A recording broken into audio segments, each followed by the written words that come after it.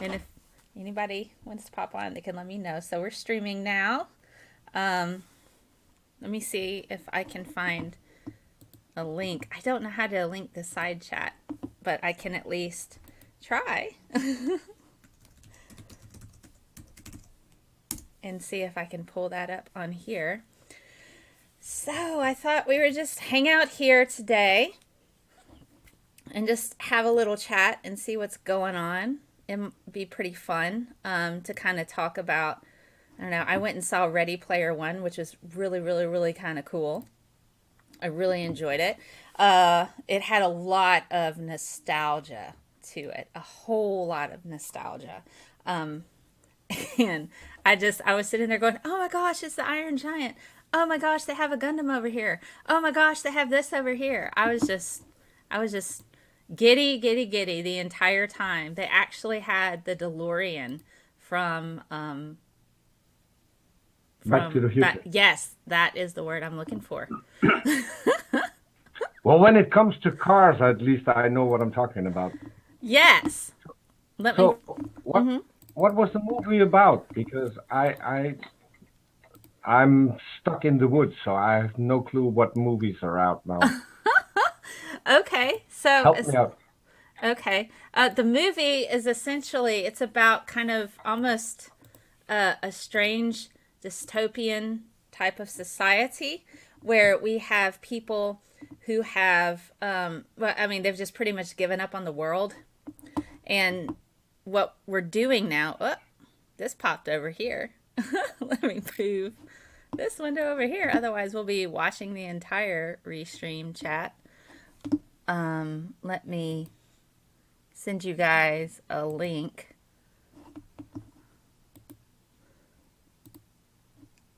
That's the YouTube link if you want to see. I'm trying to Uh, move my restream over here. I'm already there. Oh, you're already It's just there. Okay. yeah. I usually if someone is planning something live, I go to the channel and Got then it. add um, stroke live to it and just keep refreshing until the live stream pops up. Ah, okay. That's cool. All So right. Okay. So I've got that up. I'm closing out other things. So we got that. All right. So, also, this is streaming on Periscope. So, we might get people talking there, but I can relay that to you from what they say. So, Ready Player One. Okay, well, going back to that, I was doing other things, so I got distracted. Essentially, we're talking about a society where everybody's kind of given up on the real world. There's a lot of garbage everywhere. They're having issues with growing food and getting things like that. So we're in like a almost not quite apocalyptic, but it's a very problematic society. Now, in addition to that, we have what we would call this this entire virtual world called the Oasis. And the cool thing about the Oasis is that, ooh, let me move this here. The cool thing about the Oasis is that it's this virtual reality, kind of like we have with the rest of the world, where, you know, we have Twitter, we have Facebook, we have online type of games, you know, like World of Warcraft and stuff like that. But it's all virtual reality, and you can just kind of tap in. And there's so many different worlds you can go to. They have nightclubs, they have restaurants. There's even like full body gear that you can wear to where you can feel sensations. You can be whoever you want. And so, since the world is so crappy, a lot of people just tap into what's called the oasis, and that's kind of where they spend the majority of their life, or at least, you know, their day life when they're not sleeping or eating or, you know, going to the bathroom or taking a shower. They are all mhm. tapped in to the oasis. And that's their way of trying to get away from the world. So So, they're pretty much living in a virtual world all the time. Yes, just about. And they can build up coins from playing different games. And I, what you can do is if you're able to take down a more higher ranking player, that higher ranking player loses all of their coins, all of their gear, and you can take their stuff. This is why I don't play Halo, because that's me. I would end up dying and everybody would take my stuff. There's no way I could ever level up on freaking Halo because I'm terrible at first person shooters. Terrible at it. I'm terrible at gaming. Period. But I yes. Oh, yeah, I'm yeah. just not good. Ever since I owned a computer, I don't get gaming, but maybe that's just me. I'm I'm not a gamer, I think. That's okay. So You know, I, there definitely is a I don't want to say a stigma, but maybe a preferred mental type when it comes to the gaming atmosphere, and I definitely don't. I'm not part of it myself, so I'm not going to try and speak for people that are gamers. But there definitely seems to be a kind of a lifestyle behind it, as opposed to just I'm really good at this. It seems to be a little bit more than just I'm good at it. I think it's a kind of a stressful relief for a lot of people, and it also gives them a way if they're especially when you deal with people who are very introverted and they're not so good with social interaction, they might find some kind of means to interact with people on like a virtual world type of game. Maybe that helps them feel a bit more comfortable around people. So I've known people that they'll spend. I never got into World of Warcraft because I was probably going to be that person that would just sit there for like 3 days and be like, "Wow, I haven't gone to sleep." That actually happened to me when The Sims first came out. The Sims video game when it came out, I was like, "Oh my gosh!" I got completely enveloped in the game, and I think I played it for like 24 hours straight. I think it was 24 hours straight. I hadn't slept. I'm like, yeah, this is probably not so good for me. Are you talking SimCity 99, 96, or the actual game The Sims? The actual game The Sims. I did pick up Oh, SimCity not if you're later. old. I did pick up a SimCity later, but the actual game The Sims when that came out, I sat there for for 24 hours and played that game straight, and I had all the cheat codes. Somebody had given Well, me all the cheat codes. So I can see why. I did the same thing with when SimCity first came out, and uh-huh. I made everything a commercial or industrial zoned area. I was a horrible smog producer. I was a terrible, terrible leader as far as environmental regulations. Yeah, I was the same way when it came to Warcraft as well. I mean, as soon as I learned about the cheat code Chip Chop, oh yeah, I wasn't fighting orcs anymore. I was just chopping down wood and digging up gold. I was not a good leader. See, I liked SimCity. I would go and when I played SimCity, I actually tried to be like quite a productive mayor. So I would spend a lot of time. This is my housing district, and this is where I'm going to put my utilities. I had to make sure there were enough roads, and if somebody complained about roads again, that made me so mad. I'm like, why are you complaining about roads? I just built some more. Why are you using the same roads? I built like 3 more over here. Why are you not taking those roads? So I would be like very angry at my games. Did you ever get into Roller Coaster Tycoon? Because that's another game that was a time suck for me. Roller Coaster Tycoon, I definitely never played. How about yourself? Gonna go for it?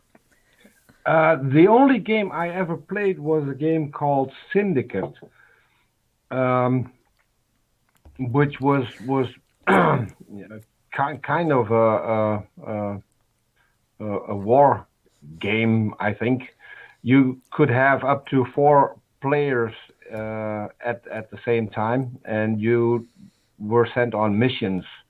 But when I got that, we were very heavily into pirated software. So we got the game, but we didn't get the instructions. So what we did is pretty much figure out the entire game, and that was what made it fun for me, trying to find out what the options were in the game. And when we had the game entirely figured out, that's when I lost interest. Oh gosh. So that's pretty much the only thing that I ever did when it comes to gaming. And of course I tried to hack several games and put in screens that weren't in there. So I had coworkers who got a copy of a particular game, who Oh ended up no. seeing themselves or their wives somewhere along the game. I don't know if any of you, what was it called? Wolfenstein? Oh yes. Wolfenstein. Oh. Oh, I love What? Wolfenstein. Yeah, that had kind of posters hanging on the wall when when you got in the German castle. Yep. So what we did was take pictures from family members of the coworkers and put them up in, and maybe even their own name when they got to a next level. Uh, they got to a level where they were supposed to kill themselves. So that to me that was fun, the most fun. That is awesome. You have to kill Yeah, yourself now. You're your own boss. yeah. Well, you had a level which was called Sergeant Kill Sergeant so and so, and what I just did was take the name from the sergeant and replace it with one of my coworkers. So when he was playing his game, he Oh ended up gosh. killing a sergeant with the same last name that he had and the same first name, by the way, because I always made sure to put that in, so it was very obvious that it wasn't a coincidence. Someone had messed with the game. Somebody on Periscope said games, Exhibit said games have taken an entirely different narrative on how stories are told. They really have. Sometimes you can play a really good video game and then you'll go to a movie and you're like, yeah, my video game was just kind of better than this film. but it's but video games have really come a long way in regards to engaging people in the storyline. They let's see. Oh, hi, no sacred cows. Hello, everyone.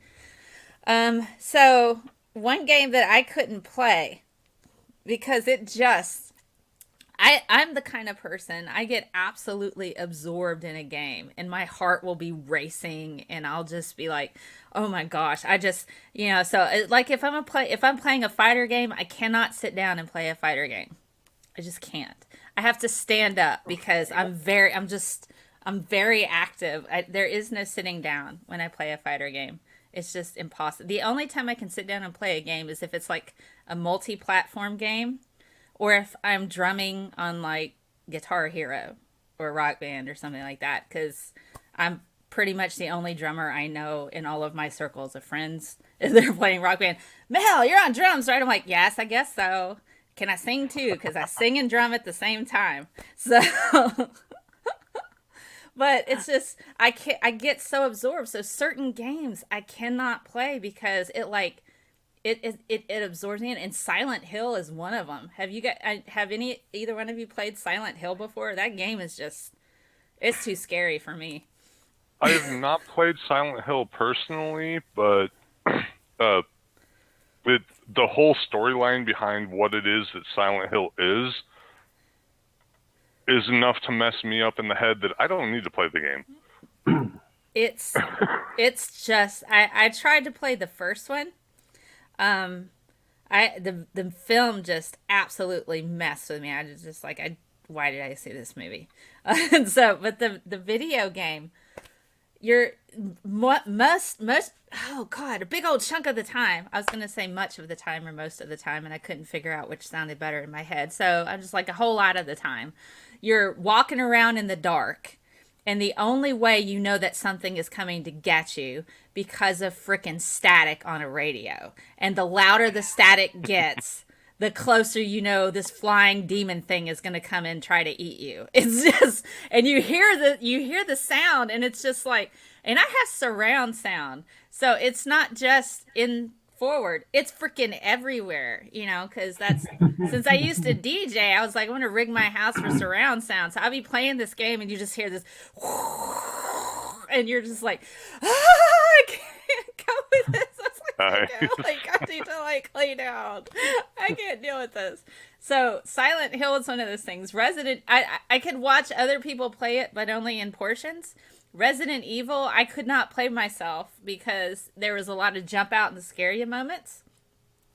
So I would watch other people play it, and then I could enjoy it that way. But I was not about to play Resident Evil. I just cannot play those games because I get so immersed in the game. This is another one that I just got to bring up.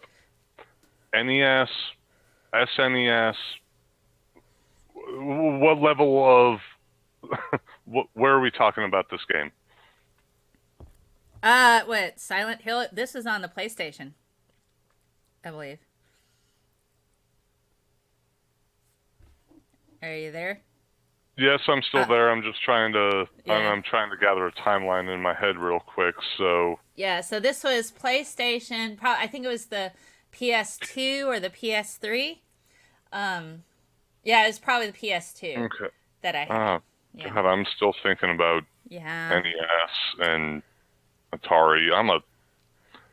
I'm feeling old right now. That's not cool. That's okay. I mentioned, I think in one of your chats, I talked about I have a full Atari over there. You do, and I know you have a Commodore as well. And I do. That's awesome. And that is tape so drive. Awesome that you have a Commodore. When I was little, I was like, I'm gonna try to put my notes on here because I wanted to learn how to put my notes on the computer. So this is before they had a word processor.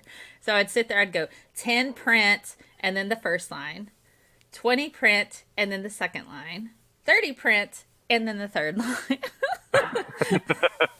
So Nice. I was trying to learn how to code with sentences, and I thought I'll just store it this way, and then I had to store it on a tape deck and stick it in there and store it that way. So well, from a certain perspective, that's actually kind of how fuzzy logic actually came around. Huh. And you only have so many amounts of information units that you can store. Right. So how can you make it both appeasing to the individual that has to write and read, right, and the PLC that has to also write and read? Right. All right. It's a little bit fuzzy. Okay, somebody is sending me. Somebody named Blue wants to hop in on the chat to see if they want to. We'll give it a. Hasn't Blue been on movie night before? I think Depending so. on which Blue. This one is playing a banjo. It looks like. I wouldn't know anyone from their avatar, but. Okay, we'll give that a go. I'm pretty sure Blue's been on movie night before. Okay. Well, if you're going to invite someone with a banjo, then maybe we're getting a step closer to doing our duet. I do not want to do that. I'm not going to do Holla Back Girl banjo version with the Soggy Bottom Boys. So, somebody went full Atari as a kid. Do you want me to go get my Atari and show you all my games? That's not a pickup line. Actually, that would be pretty cool to see an actual Atari once again. It's been a little while. All right, I shall go get my Atari and show you Okay, guys. I will run to the, restroom. Run to the loo, the water closet. Yes, I will be back shortly, and I look forward to seeing your awesome Atari games. That's Sweet. actually really cool. Okay, I'll go get it. I can still So talk, and you guys can probably still hear me. Let me see. I gotta find okay. it. I was a little bit afraid being here all by myself and now having to carry on the conversation. So, what kind of games did you have on your Atari? I'm getting them for you right now. Oh, Here we go. The Atari game system. Woo! All right. Somebody's asked me for the viewing link for the our current videos. All right. Copy link. Pick down a line. All right, so let me see. I'm gonna put this on here. it's quite easy. Let them go to your channel and then in on the URL just add /live and press enter and they're able to watch. All right. Defender Pac-Man. Okay. So, this is a really, really old one.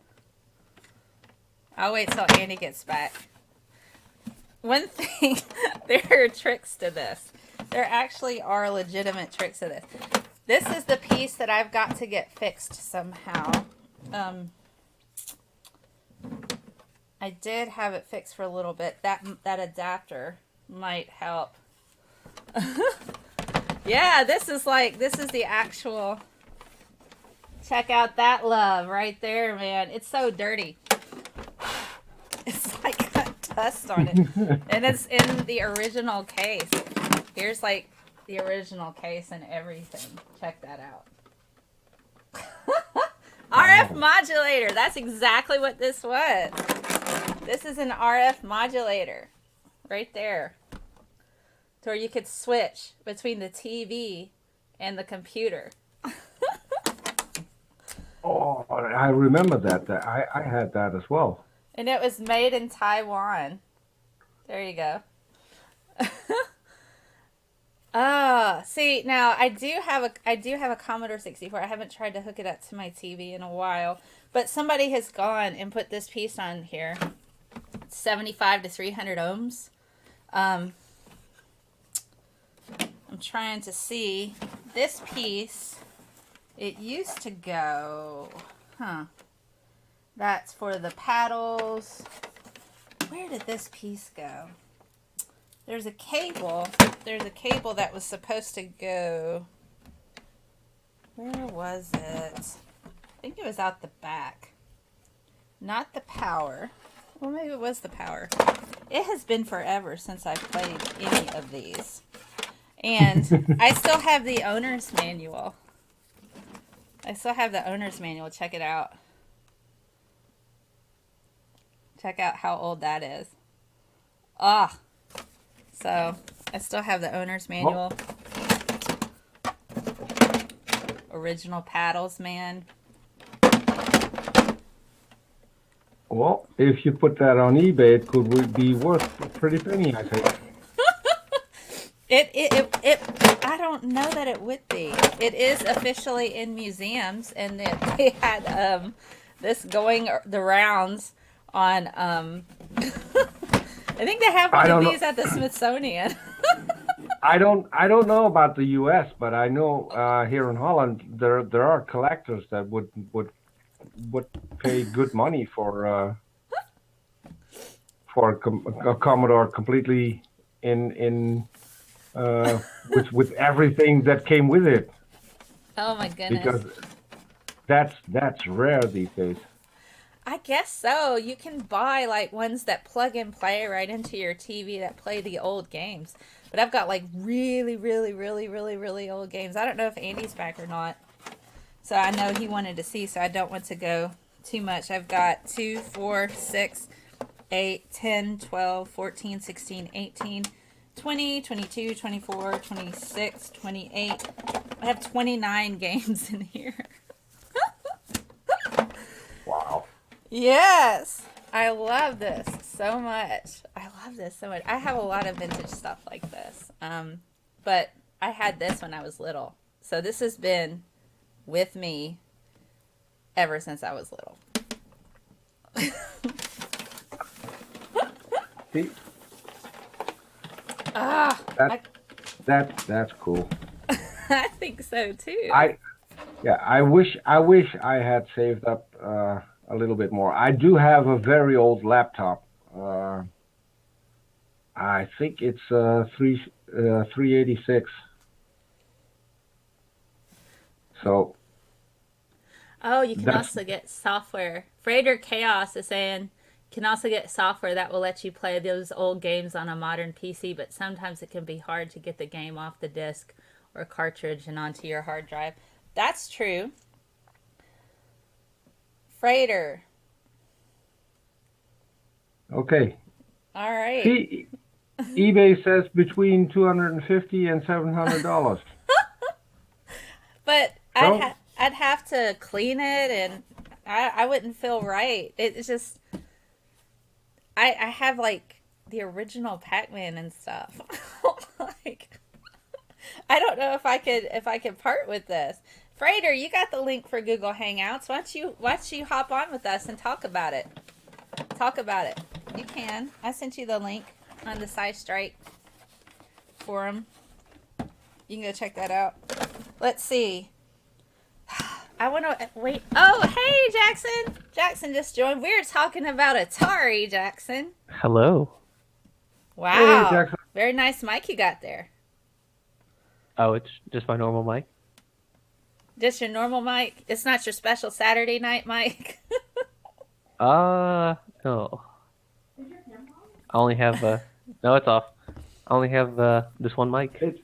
It's safe, Savannah. You can join. They say you can join Savannah. Yeah, hop on.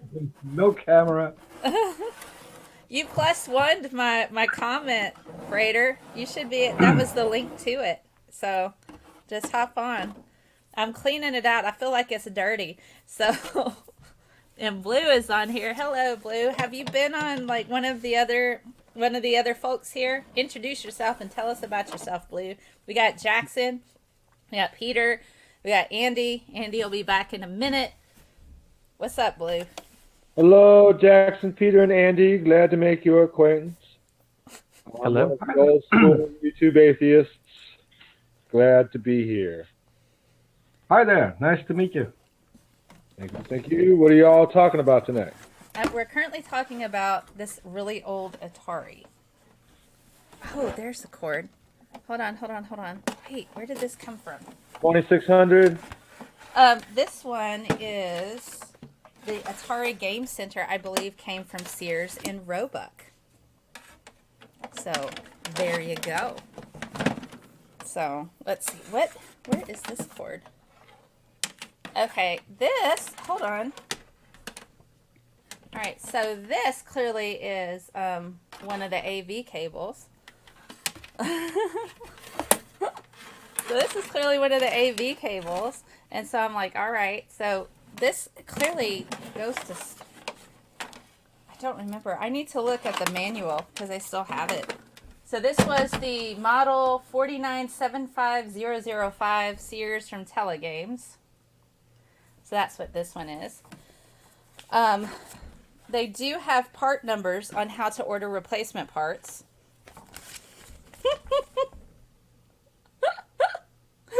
I suppose I could call them. Oh, explain the complicated Yes, switches. call that number and see what happens. I'm curious. They're probably not there right now, but that would be kind of funny. I could possibly call them like through my computer one day.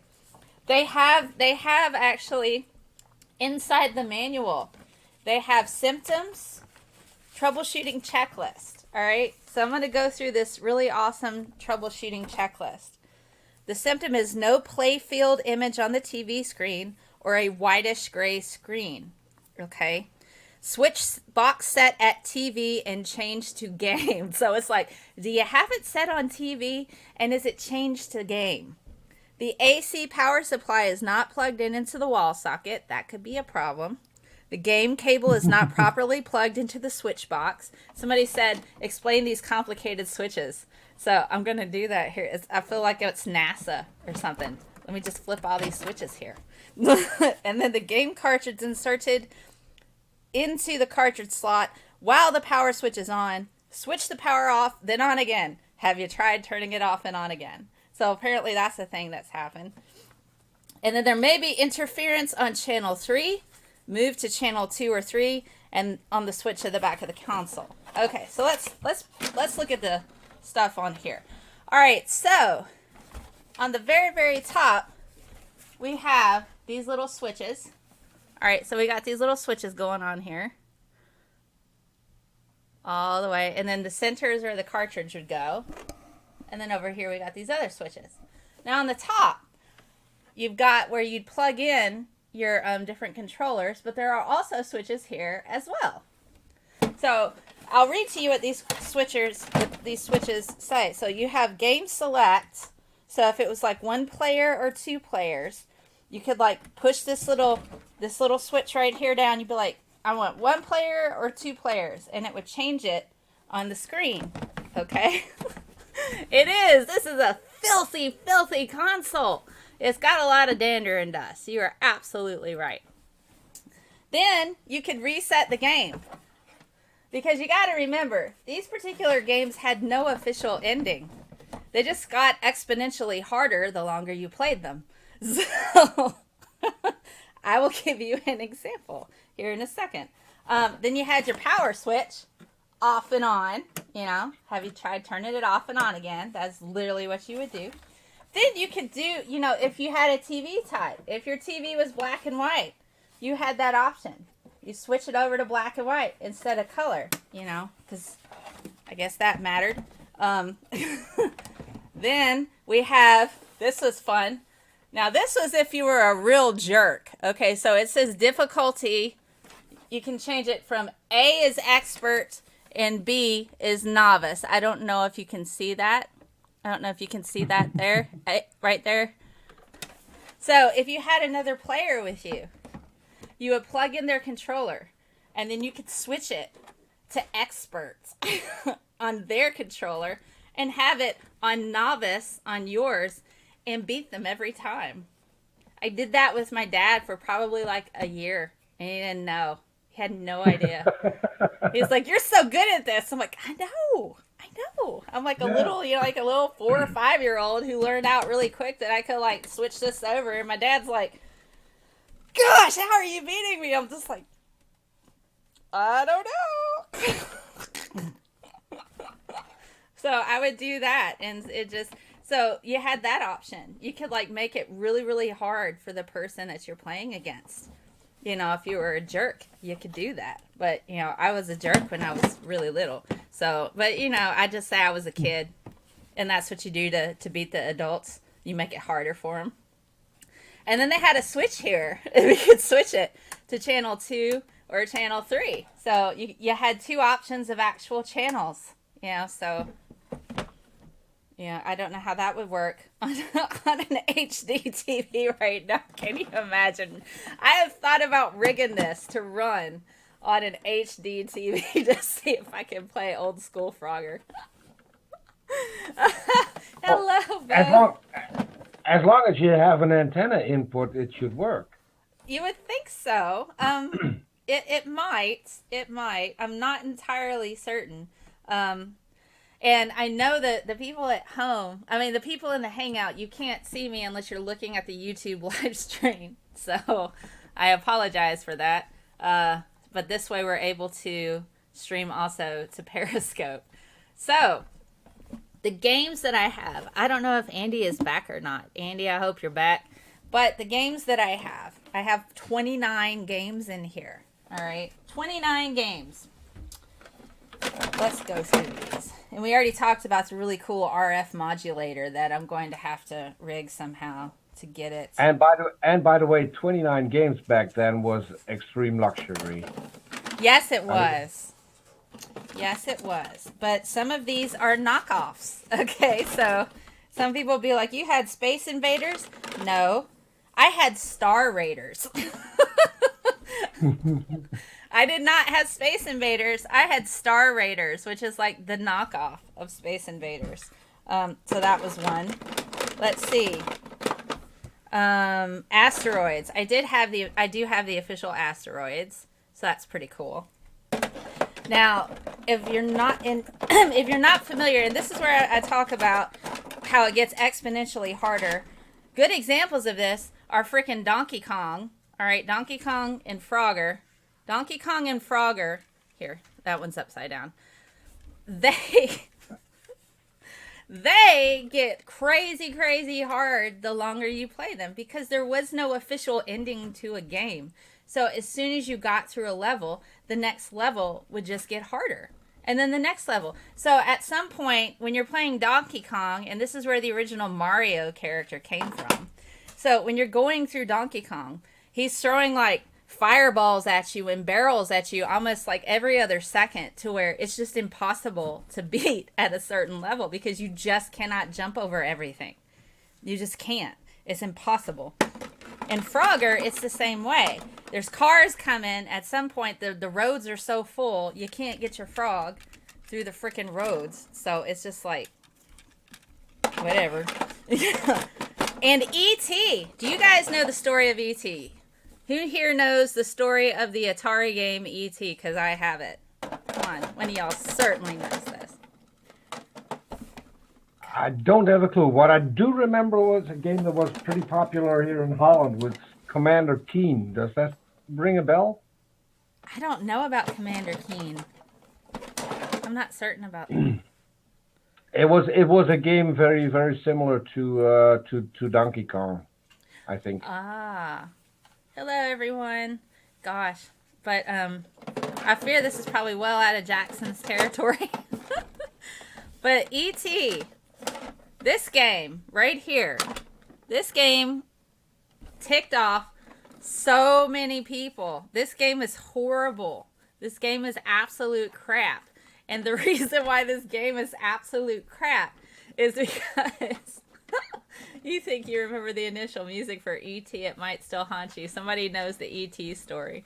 So what happened, there's like some kind of urban myth that there's a landfill somewhere that's full of these games. Yeah, the garbage dumps are filled with E.T. game cartridges.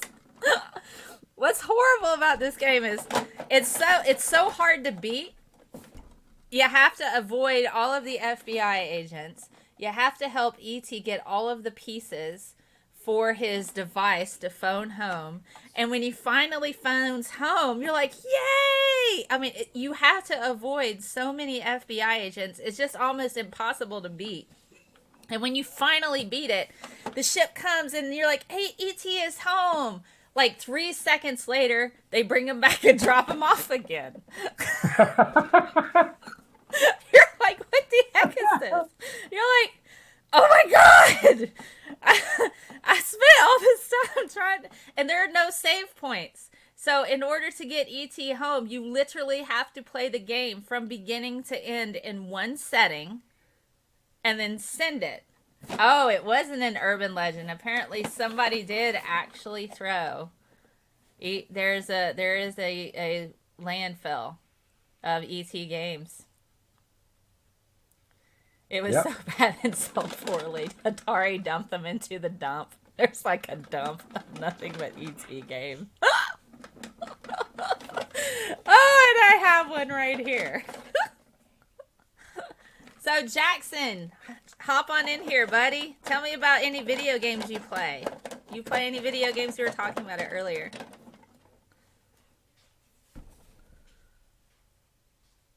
Oh, I don't hear Jackson. Jackson?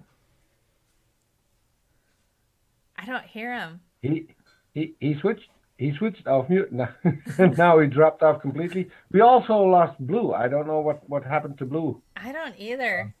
Andy's not back yet, but that's okay. Yeah, and I saw earlier... Can you hear me? I can hear you. Yes, we can hear you. Okay, I was speaking and there was no sound. So I took my headphones out, and I know sometimes it's wacky. Doorknob had just commented. He said Jackson had to phone home. You got me there. I actually, let's see, I'm playing Grand Theft Auto 5 right now. Oh, that's fun. I'm actually really excited for the Jurassic Park game that's coming out on Steam in June. I already pre-ordered it. Like I had a Game Boy a long time ago.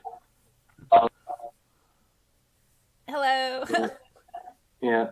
Other than the Game Boy was like the first thing I had. I had a PS2, I had a Wii, and now I have a PS3. Oh goodness. I haven't played like a solid video game in a long time. I think the last game I played was BioShock Infinite, and I got to the last level, and there was so much swearing involved that I rage quit. Because the last level of BioShock Infinite, I'm just like, it's just a pain in the butt. But Grand Theft Auto. So I have to ask you, Jackson, because you're a young person. Do you feel the need to go and beat up people and take their cars since you play this excessively violent game? I mean, isn't it a natural result of playing violent video games that you become violent yourself? Yesterday, we just drive by a Mustang, and whenever he saw it, he said, "That's exactly the type of car I would steal in Grand Theft Auto." It is true. I did say this. Jackson, my image of you is completely ruined now. I mean, before this, let's see. I was very slow to the popular games. I started playing like popular games like 5 or so years after they're out. Like I started playing Skyrim, Elder Scrolls years after it came out. Same with Modern Warfare and Grand Theft Auto 5. Oh goodness! Like I was wait a long time. Somebody mentioned Pac-Man. I got the original Pac-Man right here. Right there. You're not as slow as I am, Jackson, because I haven't played them yet.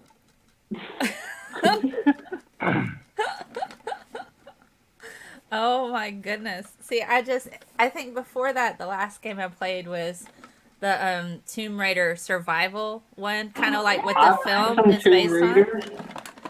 I played 2 different Tomb Raider games. I don't remember. I think one was it Revelations? Uh-huh.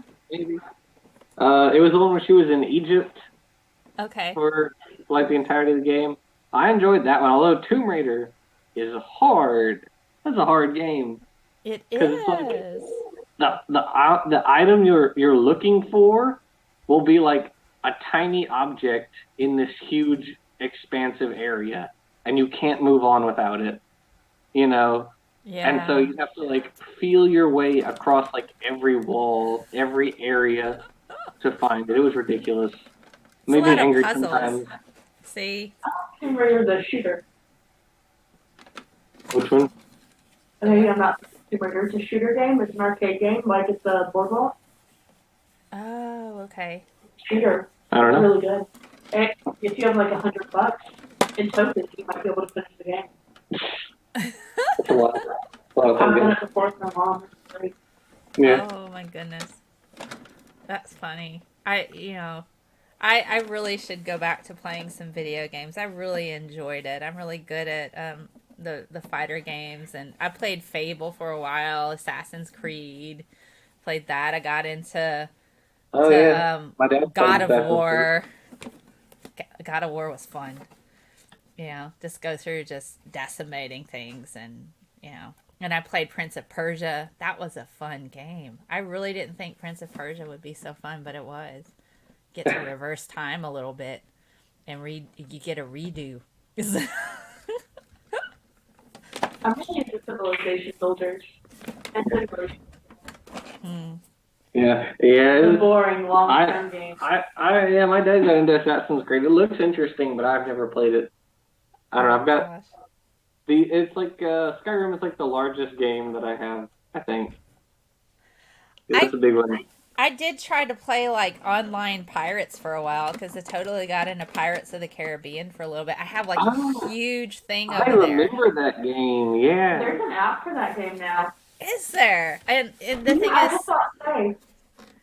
it wouldn't let me have more than just a little schooner boat. And I was just like, I really want a big ship. And they're like, you got to give us more money. And I'm like, why I got to give you money?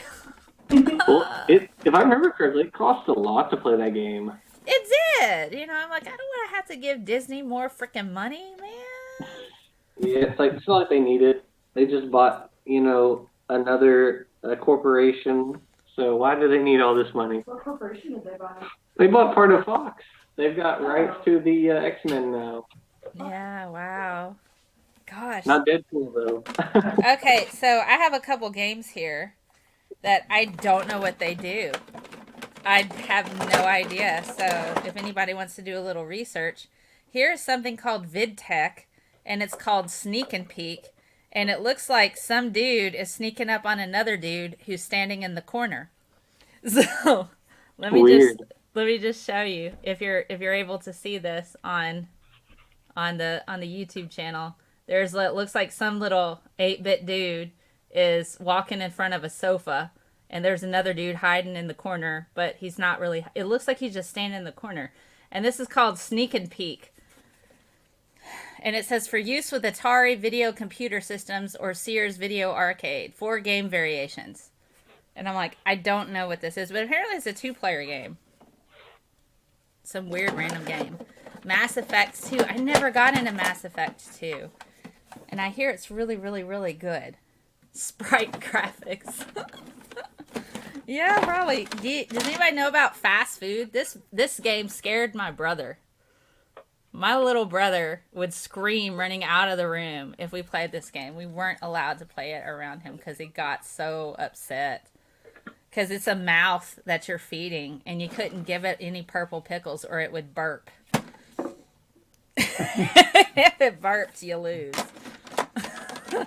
Yeah, so if you want a time sink, go play some. Why do I have 2 copies of Raiders of the Lost Ark? Check this out, man. I got 2 copies of Raiders of the Lost Ark. Mel, did you ever play Five Nights at Freddy's? Did you get into that craze? I got it. I played a couple of times, but that game's freaky. Oh man, I love that series. I think it's one of the best things ever. Because the games go back in time, or as they go, it's like the story is going in reverse. Oh wow, that's weird. Yeah, it was really weird. I watched Markiplier play through the whole series. It was awesome. Gosh. Okay, so No Sacred Cow said Sneak and Peek is a computerized version of the game Hide and Seek. The game is played by 2 players, one player against the computer. One player will close his eyes while the other player hides. Oh, goodness. No, the burp didn't scare my brother. Just the entire game of, feeding this mouth lots of food for whatever reason scared the crap out of my brother. But yet later on, he's playing, freaking Silent Hill in Resident Evil. I'm going, but fast food scared you. This random 8-bit mouth upset you, but not flying demons that you can only detect with, radios. That doesn't scare you. So gosh, yeah, Five Nights at Freddy's. Horror games freak me out. They absolutely freak me out. And I don't know how to cope with them sometimes. And the thing is, I'll get really, really, really freaked out and scared and have to watch cartoons, especially if I watch a horror film. Because I get absorbed. That's what I was talking about earlier. I get absolutely immersed and absorbed in a video game to where it's like my blood pressure rises, my heart's pounding out of my chest. And so if I'm in, that's something that I found, I can't remember who this quote came from, but there was a filmmaker, I think it was Alfred Hitchcock, who said nothing will ever be as frightening as a person's own mind when it comes to making horror films. You have to convince the audience that they are in peril as well. So if you can convince the audience that they're in danger along with the lead actors and actresses, that is how you make a good horror film. And so for me, a lot of the video games that are scary, I just get completely sucked into it, and I'm just like, oh my god, I can't die this way. And I'm just, I do Which that with which stuff. which brings to mind that there's this YouTube channel, and I've lost it because I got suspended. They also have a Twitter account where someone is trapped in a house. Do any of you follow that account by any chance? No. Freighter The- Chaos hopped someone- on here. We hadn't heard from him. Do you know about that account, Freighter? Yeah, he's like, Frater fell asleep. I am so boring today. Oh This goodness. this is an awesome channel because it starts out with one video where someone is trapped in a house, Uh-huh. and then in the subsequent videos finding out that they're not alone. Ah. Oh. And then they found a camera so they could film stuff, and then they're being chased Oh, through that's the house. freaky. It's very realistic. And then they find out they have a Twitter account, so they start tweeting. Oh gosh. Yeah, it looks very, very real. Oh god. See. And so if anyone has a link to this and can help me out, because I don't have a clue what the name was, but it was very realistic. Oh. And they were calling out for help all the time. They were calling out for help on Twitter, and at the end of every YouTube video, screaming, and then God. the video would end. Oh my goodness. I don't know who's behind this, but that's sheer genius. Oh goodness. Hey, Godless Iowan. I can send you a link if you want to pop on. We're talking about multimedia at this point and YouTube and stuff. So if you want. Oh no! Did this conversation start because you watched Ready Player One? Yes. Okay, and you said you liked it. I loved Ready Player One. And people are like, have you read the book? I'm like, I don't read like fiction hardly at all. And it's Exactly. so sad, but the movie was just freaking amazing. So Godless Iowan, I sent you a link on the Twitter, as the kids say it. The Twitter. But Ready Player One, I just loved it. It's absolutely just a gorgeous movie. Yeah, it was. I really liked it. Savannah, my sister, and I saw it. And we really liked it. It was great. It was great. What did you like about it? No spoilers, though. Uh, I thought it had a lot of really cool throwbacks that they must have paid a fortune for. yeah. Yeah, they mentioned a lot of other games, which is really cool. They showed like a whole bunch of different stuff, and makes you wonder: do they have the money for what is it? For all of the For licensing? royalties? Yeah. Yeah. Gosh, man. Also, I don't know. I think that they embodied a lot of styles of games that were really popular in like the 2000s. So for people our age, it's like awesome because those are the games that were available on the like original PlayStation. Games like those, like racer games, and they had, I guess, their Battlefield was kind of like more modern games, but they were really crappy versions of that for the PlayStation 2 that I used to play. Mm-hmm. It reminded me a lot of PlayStation games, which I enjoyed. Yeah. Back at like 8, Good times. an infant. That's awesome.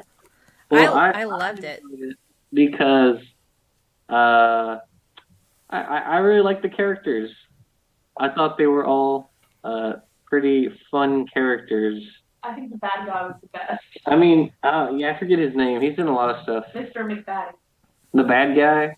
His name is Sutton. Was it Sutton in the film? No, I mean the actor. Oh, the actor. Hey, Godless Iowan. Hey, Alan. Hello, I can hear you guys now. Oh, goodness. So we were talking about Ready Player One and all of the nostalgia associated with the film. There was so much stuff in there that was just awesome. You're like, oh, there's like a Gundam moment. So if you're a Gundam fan, It's really cool. I have not seen that yet. It is so good. It's so good. It made me whip out my old Atari that I got sitting over here now. I'm like, I got an old Atari and like 30 games. I have 2 copies of Indiana Jones, come to find out. So... Oh, there's a That Reddit game post. gave me nightmares. I could never swing over the pit. It's like you have to throw your whip and swing over the pit. I could never pass that one move. I couldn't Well, do it. not only that, but you actually had to have like the instructions back then, and I did not have the instructions, and so I was pretty well just out of luck for that game. I would die instantly. See, we told the E.T. story because I have a copy of E.T. and boy, that game just. If you know what you're doing, you can actually have fun with that game. It's still awful, but you can have fun with it.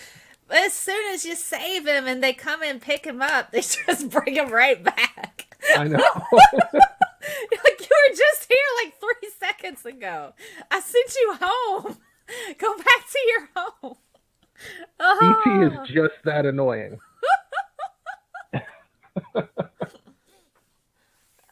Oh, goodness. So, yeah, it's just that annoying. Oh, God. And Pitfall. I actually have Pitfall over here. Let me pull that out. My dad, I have a very funny story about, well, all right, so if you're not familiar with the 8-bit games, a lot of them just never had any end. Okay, they just exponentially got harder or weirder, and there was no path. Pitfall is one of those games to where you could swing over, a sea of crocodiles on a vine or hop on their heads. You could go down a ladder and jump over scorpions and try to get treasure and stuff. But the thing Sounds awful, but it was amazing. It was a fun game, but my dad was convinced that there were patterns. And you remember, I just recently did a little 1-minute video on clustering illusion, okay? To where you tend to see patterns in completely random events. Pitfall would reset the board every time you would move forward. And if you try to go backward, sometimes you would get the same screen before, but sometimes it was brand new. It just reset it each time. And my dad was convinced that there was a pattern to the way that they were doing it. He literally had spiral notebooks writing out the paths from beginning to end. And I'm just like, I'm this little kid going, they just change randomly. And he goes, no, they don't. There's got to be a pattern here. And I'm going, okay. Okay, Dad. Don't listen to me. I don't know anything. That's all right. But my dad did that for it was like a couple weeks, and then he finally gave up. So. We had a pinball game for the Nintendo, and my mother swore that the pinball game would be affected by how she moved the controller. Oh, so God. she would just be going crazy back and forth with the controller like she's playing an actual pinball game. And it's like, it doesn't work that way, Mom. Oh, goodness. That's funny. Oh, gosh. Man.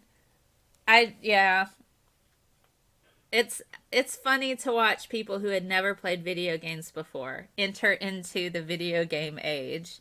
And I grew up playing them, but my parents didn't. And so you're either going to get 1 or 2 people, the people that would try to shake it like a pinball, or you get the people that would just be full on, completely absorbed in it. My mother was amazing at Frogger. Absolutely amazing at Frogger. And then when we got later on to the Nintendo system, she started to play Dr. Mario, which was the pill puzzle game. She just beat that so many times on all 3, levels of difficulty. She just like, I just want to play these games, that and Pac-Man. Pac-Man, Frogger, and Dr. Mario. Those are the 3 games my mother loved. So, it's fun. Okay, Booleanator, I'll get you in. I'm going to send it on Twitter. So, let me message him there. Woohoo! 8-bit. All right, there we go. I just sent you a link. Oh, goodness. Somebody's... Can I jump in real quick? Sure. Iowan, did you see the response video someone made to one of your videos? Are you talking about the Dr. Guinan video? Yep. I'm going to have him on this week live. Oh, Peter. Oh boy. You guys are. I think you guys might be a little bit behind the curve on this one. No, I actually I was the first one to call it out, and Yeah. I want to figure out if I can expose him. I mean, go ahead. Okay, so in the I'm video done with that area.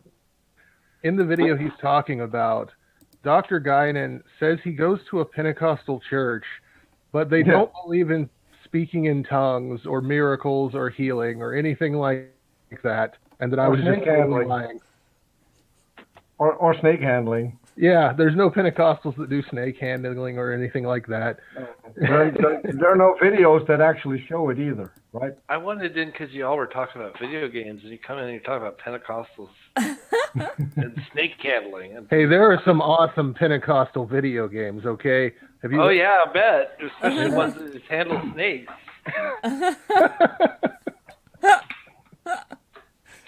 Oh, my goodness. I want to know, if we're talking about video games, I want to know what was the first video game system that Jackson Wheat played, because he seemed so young. Game Boy. Same. Like the original Game Boy? I had the flat one first, and then one that folded. What about full-size consoles? Oh, wow.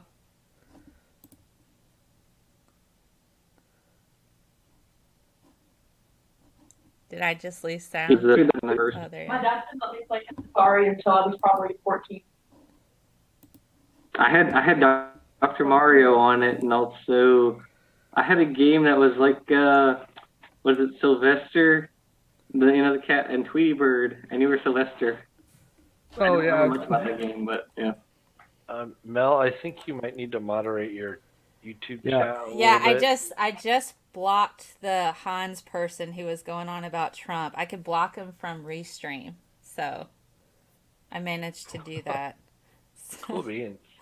Hans person. Sorry. Ooh, feedback. Yeah, because I pulled it up on my phone. Okay, so I have the chat separately on my phone here, so I got this. Alrighty. Yeah, he should be blocked now. Alright, as you were. Carry on. I missed the Nintendo 64, though. My first video game system was the first one I tried was a 2600, but we never bought one of those. We had Pong. Straight up. Yeah. Straight up, we had Pong. I had that as well. And it only had Pong. Yeah, that's all it had. It was just, it had a practice mode where you could play by yourself, and you had two-person. That was it. Yep. And the dumbest thing about the entire game was that you could switch it from black and white to color. Ours didn't have color. As if you had a need for switching it from black and white to color, because it didn't make any difference. Right. Ours didn't even have color, and the sound didn't come out of the TV in those days. It came out of the machine. If you turned up the volume on the TV, it was literally the noise you would hear if you turned to any channel was just white noise, basically. Yeah, static. Static. Yeah, you had to turn the TV down and turn the machine up to have the sound. Okay. So I made a few people moderators on the channel. Dawn is one. Miss Snarky. I can make Peter one. I'll add Bo. Yeah. Why not? There we go. Mrs. Snarky is probably a really bad choice. I feel really, really special now. I'm a moderator on Scientist Mel's channel. Yes. Well, you're a nice person. You haven't gone crazy or something, or you know. Well, I guess turnabout's fair play. I'll make Scientist Mel a moderator on my channel. Like that's gonna make any difference. It's okay. I can't even moderate talk to my own channel. How can I be a moderator on somebody else's channel? Oh goodness, it's okay. I'm still learning this whole YouTube jam. Like, there are better ways to do things. I'm like, are there? They need like a better manual and say, here's all the programs to use. Here's the ones you don't use. This sucks. A better manual? Where is the manual? There isn't a manual. That's kind of the problem. But here's the thing. I got a manual with my Atari, and it even has a troubleshooting guide and a place to order replacement parts right there. Right. Now, YouTube has a manual. It just constantly loops back to the same page that gives you no help. Oh, yeah. Oh, my goodness. So the YouTube manual is based on the game E.T.? Yes. That is probably entirely true. Oh, look, it's got all the RF modulator connector stuff. I could probably run this. That was always fun. Thank you, Hal. That was Hal. All right. 2001. He's my alert sound on my phone. Ooh, it has a cable connector. Maybe I could still set it up. Maybe I can do that. Cable connector. I just need a cable connector. Probably a power supply. I don't know where the power supply is now. I think it's probably in there. I'm moderately excited about possibly playing this on my HD TV. It's going to look awful. It is. But it'll be my awfulness that I managed to completely rig it to play on my HD TV. I'm like, y'all will sit here and watch me play this because you know how long it took me to set this up. You need a capture card. Oh wait, you already were a moderator on my channel. Never mind. Okay. Go wash my hands. A manual. Quick, go wash my hands. No. It's Atari love on your hands. Atari love? Ew. 30-year-old Atari love. Yes. Probably, it might be older than that, man. I don't know. Is there a year on here? Let me look at the year. It's covered by U.S. patents. I bet those patents are done. Gosh. Pretty sure. That's pretty... Well, the 6502 is definitely done, so... It's not on here. Let me look at the owner's manual. Maybe there's a date on here. Commodore quit making those a long time ago. 1982, guys. 1982. That's the year before I was born. That makes me feel really old. Me too. I was 10. I was 20. Oh, you're an old fart. I was not born. I was going to say, the cells that came to, like, the DNA matter that came together to make Jackson hadn't even started yet. Jackson's parents weren't even born yet. Yeah, they were. My parents were born in 67. Oh, okay. Okay. So Jackson's parents were probably watching. Hold on. I'm about to get really, really, really geeky nerdy right now. Jackson's parents were probably watching Battle of the Stars on VHS, followed by an Atari game, while eating some pizza from Pizza Hut. Yeah, that's probably what they did. Oh, I have when Pizza Hut was a cool thing. Yeah, when it was a cool thing. Now you're gonna make me go order some Pizza Hut. See? Yeah, we still do. Savannah and I do Pizza Hut. Wait, we do Pizza Hut, don't we? Yes, we do Pizza Hut. Yeah, in Shreveport. No, we order from Pizza Hut in Shreveport. I'm saying this is the pizza that okay. That I ordered from. I have liked. I think is it Johnny's? I have liked their pizza. Johnny's Pizza. Yeah, they're the ones with like the really thin, crunchy crust, aren't they? Okay, here's an age test. Who knows what Kid Video is? Anybody familiar with that animated series? Ooh, It sounds familiar. It does. Let me see if I can pull this up. I'm gonna see if I can get this going on pull it up. I'll have to bring it over unless you're watching on the YouTube. You may not be able to see it. But I'll bring it up and kind of show you. This was a show from the 80s. And I managed to score a video cassette of it. So I'll pull it up. Jackson, video cassettes were things that we had before. I know what a video cassette is. I have lots of that. Hey, my favorite video, or my favorite movie of all time, the 1967 Jungle Book, which I have for the cassette still. But do you actually have a VCR to play it in? I don't know anymore. I'd have to check the attic probably at home. Here's I still have two. And I used to, but I don't know what happened to it. I got divorced and it kind of disappeared. So that happens. Here's a little fun bit of stuff in regards to kid video. They used actual music from MTV at the time.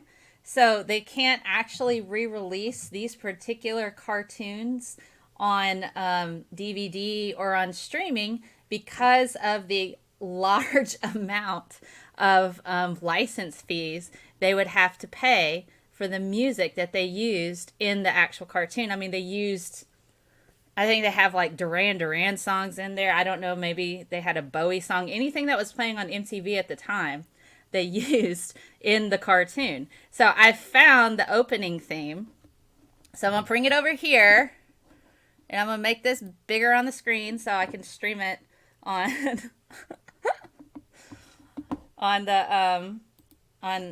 YouTube, and you guys can just check this out. Can you hear it? No. Crap. Why can we not? I wonder if it's doing me a favor. Hold on, and stop. Has it decided that it doesn't need to play? This video is going to be demonetized over licensing fees. I remember this. I don't actually have monetization up anyway, so it doesn't matter. Oh. I'm not allowed, so hold on. In that case, let's talk about whale sex. I'm trying to see how I can get this sound to come through. Because it Has should. that kind of become your thing, Jackson? Wait, the car that's on screen right now, that's a Rover 2000. Okay. I pretty much learned to drive in one of those. Autoplay. All right. I'm trying Peter, are you sure the car you learned to drive in, you didn't put your feet through the floor and start running? Well, actually, the car I learned to drive in was a BMW 2000, and I couldn't work the steering wheel and the pedals at the same time, so my father worked the pedals and I steered. I don't know how to get this sound while sitting on his arm, with him having his hand on the armrest, so I was high up enough to It's still actually not look playing like. the music.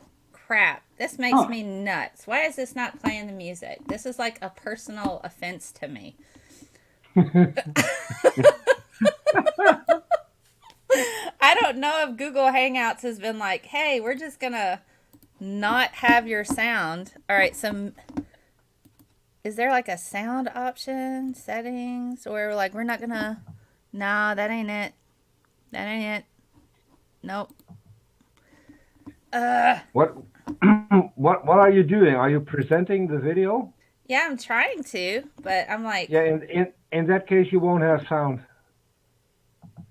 Okay, I don't know how to do it otherwise. See, this is why I need the only way to do it would be through OBS. See, I'm trying to do it through OBS, but it's like not letting me. So do I just do a new scene? Okay. That's not what I wanted to do. But let's see. Well, let me do a link. It's not letting me do that. All right, video source, media source. No, cancel. Never mind. Whatever. Well, the little bit that we saw without the audio, I do remember that. All right, so Like it instantly just came back. I was like, yes, I There we remember go. this show. Yep. This dude has a keytar at some point in time. You can Google this. That chick, apparently, they were kind of like the Monkees. None of them really knew how to play instruments, except for the lead singer could actually play guitar and sing. But the rest of them did not know how to play. And they tried to actually go on tour, but they had to learn how to play instruments before they could go on tour. So it's like one of those things. You're just like, okay. So this is called Kid Video.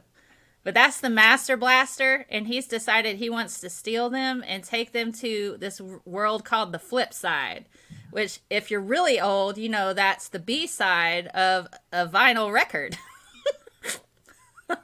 Because usually the good songs are like on the A side, and you're like, oh, these are B sides songs. And this girl. Do we now need to explain to Jackson what a vinyl record is? Okay, wait a minute. My friend and I went to Barnes and Noble, and he actually has a record player, and he gets some of the different records from there. So I always figured Jackson was a hipster. What was his name? Seth MacFarlane. He came out with a record not too long ago, fairly recently. I think it was only a few months ago. Oh, there you go. Gosh. All right. So, here, I'll play the song because I could probably play the song on my phone. You guys saw the video. I could probably pull this up on my phone here, so this will be fun.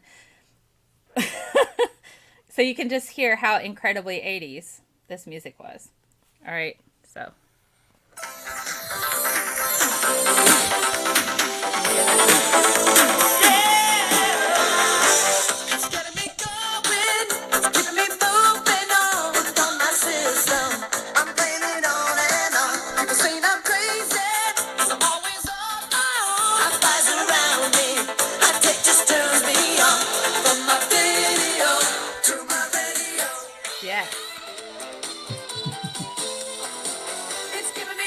Get me rocking and rolling. That pet just turns me on.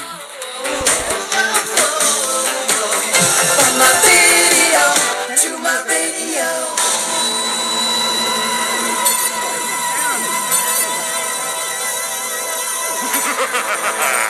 I'm taking you to the flip side.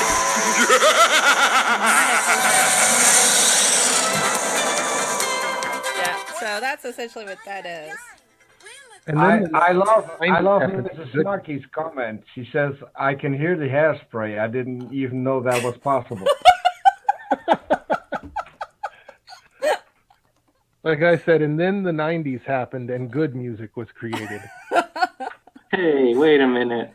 The Dexys Midnight Runners are from the 80s. I told you, hipster. Oh, my goodness. Oh, dude. Journey. I'll send you a link, Diogenes. I think it's Diogenes. Yes. Oh, yes. The hairspray was, I think it was what? Aquanet? That was the hairspray of choice for a while? Aquanet? I have very bad memories of the 80s. Maybe that's a good thing. Well, in the 80s, having a perm was absolutely the thing. So I did that, and that ended up having me look like a terrorist from the German RAF, the Rote Armee Fraktion, which goodness. was, this guy was depicted in every police station, post office, whatever, with a 10 million mark reward. So at some point, I ended up on the border, being thrown to the ground, having a gun stuck in in my face and told to not move. Oh yeah, because back then it was East and West Germany. It wasn't one Germany. Oh, Nope. the wall was still up. Wow. Yeah, well, they had a terrorist organization that were killing off politicians called the RAF, and this guy absolutely looked like my twin brother. Wow. So and I had to go through Germany every week. That is scary, dude. Yeah. But I can still laugh about it now. Well, I'm glad you can laugh about it now. That probably wasn't too funny when it happened. So. No, it wasn't. But the guys from the German border did something for me that actually wasn't even possible, because they had their wanted posters. They were collected. They were numbered. So they couldn't give them away, and one of the guys actually made it so I could have one of those posters, and I still have that one with a picture from of me from that period to show people that I actually looked like this guy. I don't know what's worse, me lying down on the floor with a gun in my face, or showing people now the picture of me in the 80s. Wow. I think that's even more embarrassing. No, really, guys, I did look like a terrorist. I'm telling you. Yeah. Oh goodness. You had a perm and glasses. Oh, that was back when guys like dressed like. Remember Poison, the band? Oh yes. The glam rock bands and stuff. Yeah. And like Skinny guys. Bop. Oh my goodness. Yeah, and you couldn't tell like if our parents were like, are those guys or are those girls and stuff like that. It's like they're guys. Trust me. Yeah. They dress like that to get attention. Yeah. You know, some chicks were digging that look too. Oh, they were. They were not lacking for groupies, as it were. You know, and then you look at Prince, who is like a very small man who could wear ladies' underwear on stage, and chicks would be like, "Yeah, that's awesome." Yep. You know? So, I think it's just, what you should just be who you are. And just enjoy doing what you do, and confidence is killer, man. That's what girls, I think, go after, or anybody for that matter. If you just like being who you are and you dress that way. Prince definitely blew up after Purple Rain. Oh God, yeah. If I appeared on stage in women's underpants, I would end up on the floor with a gun in my face. Do you think? Just if you did talks, if you did your YouTube talk like that, you could just like, I'm currently wearing ladies' underpants. As long as you wore something besides women's underpants, you might be okay. Like in addition to, I'm gonna wear a wife beater and women's underpants. Welcome to the Godless Iowan show, where we wear wife beaters and women's underpants. I will not be taking this advice. We will have to do a bet. We should do a bet. Stick to your avatar, man. Yes. Look at it like this, Iowan. It would get you a couple of thousand subscribers in a hurry. Oh yeah. People would watch it just for the lulz. Well, but part of it would be for the lulz, and part of it would be an audience that I'm not exactly sure I'm trying to get. But you might reach somebody. Oh, what was the name of Daryl Jenks hairspray? Was that Soul Glow? Was that it in Coming to America? Oh gosh. Yeah. They would sit on the couch, and it would leave that stain on the couch and everything. Yeah. That's movie, a great I love movie. That. I love that movie. I love Eddie Murphy, especially his Saturday Night Live years. God. His later stuff is for the birds, but yeah. Saturday Night Live was awesome. Him and Steve Martin, all of the really old greats of like the early years, man. Jane Curtin and Dan Aykroyd. The Coneheads. The Coneheads. I love the Coneheads. Oh gosh. Mel, help Oh. me out. What was he doing on Saturday night? Something about a neighbor? There was Yes, this he intro actually song. did. He did a parody of Mr. Rogers. Um, so Eddie Murphy would do Mr. Roberts' neighborhood. Oh God, it's like, I hope you come to my neighborhood someday. The problem is when I move in, y'all move away. And it goes, oh God. And then he said, today we're going to talk about my landlord. And he would spell out kill, C-I-L-L. He'd write out, I'm going to kill my landlord. Repeat after me, children. Kill my landlord. Like, oh my God. And you could not do that in today's climate at all. They would crucify you if you did that show now. Gosh, but to Saturday Night Live's credit, they did have the first interracial gay kiss live on TV. That actually happened on Saturday Night Live. They were actually quite progressive with a lot of their underlying political, messages. Oh, yeah. They've always been that way. They have. Oh my gosh! So I love, and Eddie Murphy actually did the character Buckwheat from the Little Rascals. I remember Buckwheat. And when Buckwheat got shot and they blamed Alfalfa. Because Alfalfa got me. Oh my gosh. Yeah. Those years were just absolutely priceless. So I think we're almost up to the years that like some of us were born. Gilda Radner. Oh God, I loved her. Rosanna Dana. She and I have similar hair. Yes. So it's just like if I cut my hair short like that, it would make a triangle on my head just like that. I promise it would. So my name is Gumby. Yeah, I just saw that. Somebody mentioned Gumby. Oh, yeah, Gumby. That was one of Eddie Murphy's, wasn't it? Yes, he played Gumby. Oh goodness!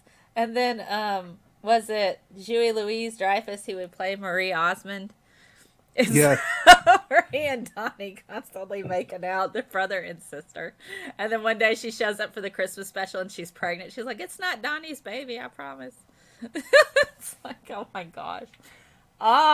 Peter, somebody's wanting you to film in your in ladies' underwear and in a wife beater. Yeah. No one tell Karis about this. I mean, I will absolutely tell Karis. she's going to have a field day. We should have that be a thing. We should have guys wear ladies' underwear and wife beaters for this week. It's ladies' underwear and wife beater week on all of these channels. No. Anyway. No. I don't think you really want to see that. I really don't. It could be like a running theme. It would be so awesome. Then I could wear like dudes boxers. And what could I wear? And maybe not a wife beater. What would I wear instead of a wife beater? We could have like the underwear switch week. That's not even fair trades. How is it not fair trade? You can wear ladies' boy shorts. Fair trades would be women are topless, but that's beside the point. That's not fair trade. I'm not saying it. I'm not gonna say I would actually recommend that, but that's not fair trade at all. See, you can just, we could just like underwear switch week. What kind of top could women wear that would see like? We could, you'd be wearing a wife beater, which is kind of like a dude shirt anyway. I don't know. I'm trying to think like it maybe, I don't know, I'll wear geek shirts every time I'm on here. Although today I'm wearing Rolling Stone. So I need more geek shirts. a lot of women wear men's shirts anyway. I mean, there's not a lot of like. The big problem is they look better in them as well. Jackson could have all the geek shirts he wants. We'll send him geek shirts if he'll do his show in a wife beater and women's underwear. Then he could talk about whale sex fully. I have a few shirts I could. I'm behind that for sure. I don't know. I don't wear sleeveless shirts. I tell you what, it doesn't even have to be the video, just your thumbnail.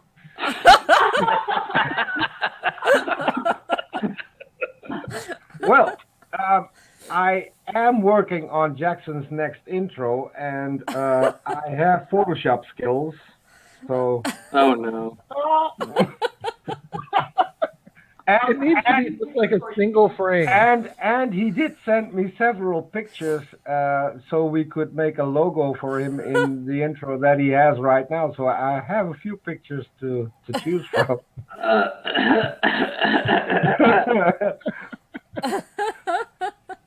Are you regretting stuff already, Jackson? Peter, when you say I sent you pictures, that sounds so devious. Yeah, well, There's special pictures that Peter requested. well, Jackson, would you show us on this doll where Peter can actually make things worse because I asked Jackson to send me pictures with a good view of his pussy. So, well, correct me if I'm wrong, Jackson.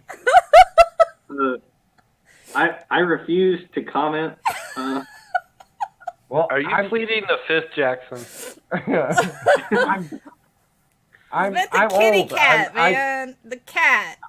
The president makes no comments on the current situation until things develop.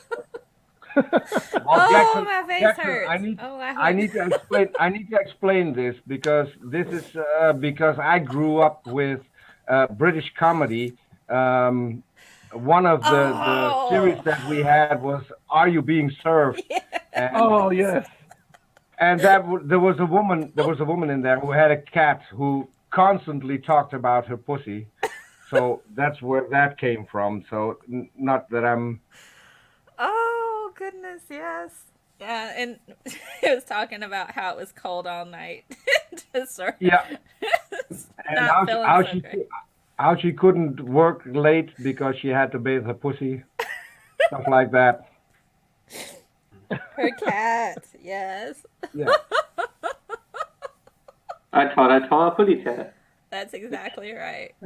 Oh Yeah. goodness. Oh man. Oh, my face hurts because I'm laughing so hard. Mel, I don't know what's going on, but you seem to get in some weird streams lately. I mean, the last one we had that weird button. Yes, we had a button thing. That came up in 2 videos. I'm not sure what's going on here. Somebody. I blame the economy. It's Obama's fault, clearly. Yeah. It's Obama's fault. We'll just blame Obama. I get into some interesting conversations. I don't know. It's weird how that happens. Yeah, I think. Oh no, you going? Oh, I was just gonna say somebody had asked me what like mutations or traits that we could change as humans, and somebody had mentioned an orgasm button in the side chat, and I'm like, that's the worst idea ever. And so we pick apart why it is. That's like one of those things we don't really know, like evolutionarily why women have orgasms. I don't think it's really known as of right now why that is. I think it's because if they didn't, it would be like a spider kind of race where once the deed happened, they would just kill us. Oh my goodness. I think there are some studies that I've seen, or at least heard of, where if a woman orgasms, that increases the likelihood of pregnancy. Oh, really? So we pick apart why it is. That's exactly right. I think it's because if they didn't, it would be like a spider kind of race where once the deed happened, they would just kill us. Oh my goodness. I think there are some studies that I've seen, or at least heard of, where if a woman orgasms, that increases the likelihood of pregnancy. Okay, well, I mean, if it's something like that, then that makes sense. I just hadn't seen anything about it recently. Not that I actively look up these things, mind you. I mean, my credibility in this area is probably not very good since I did make a video about whale sex. What do whales prefer in regards to music and dinner prior to? They prefer a nice krill steak. Nice krill steak. It's also, they make their own music. Like they serenade each other. Yes. I watched that video of Jackson's about whale sex, and it just gave me one more reason to not go in the ocean. I'm pretty sure the ocean is like 60% whale. Yeah. Maybe. I mean, it all made sense in context, but then when Tony Reed came out with this video, and he was like, check out Jackson's channel, and he played a clip from it where I was like, well, now we've talked about the whale penis, so what about the whale vagina? I was like, I never knew how weird that sounded out of context. Isn't the whale vagina really large, like almost the size of a bus? Is that correct? I mean, it is very large. It's got a lot of pseudo surfaces to prevent seawater from getting in and things like that. Yeah, I imagine that would increase risk of infection if you had a lot of seawater going in that area. Yeah. That doesn't sound pleasant at all. People are blaming me for it getting dirty in here. Yeah. It is your fault. It's not Obama's fault. It's Godless Iowan's fault. So now I'm thinking, what's going to happen if Jackson's computer breaks down and he brings it in for repair, and the repair guy finds his search history. Looking up talking about how we operate in incognito mode. You search for whale sex in incognito mode. It's not true. It is actually in my search history.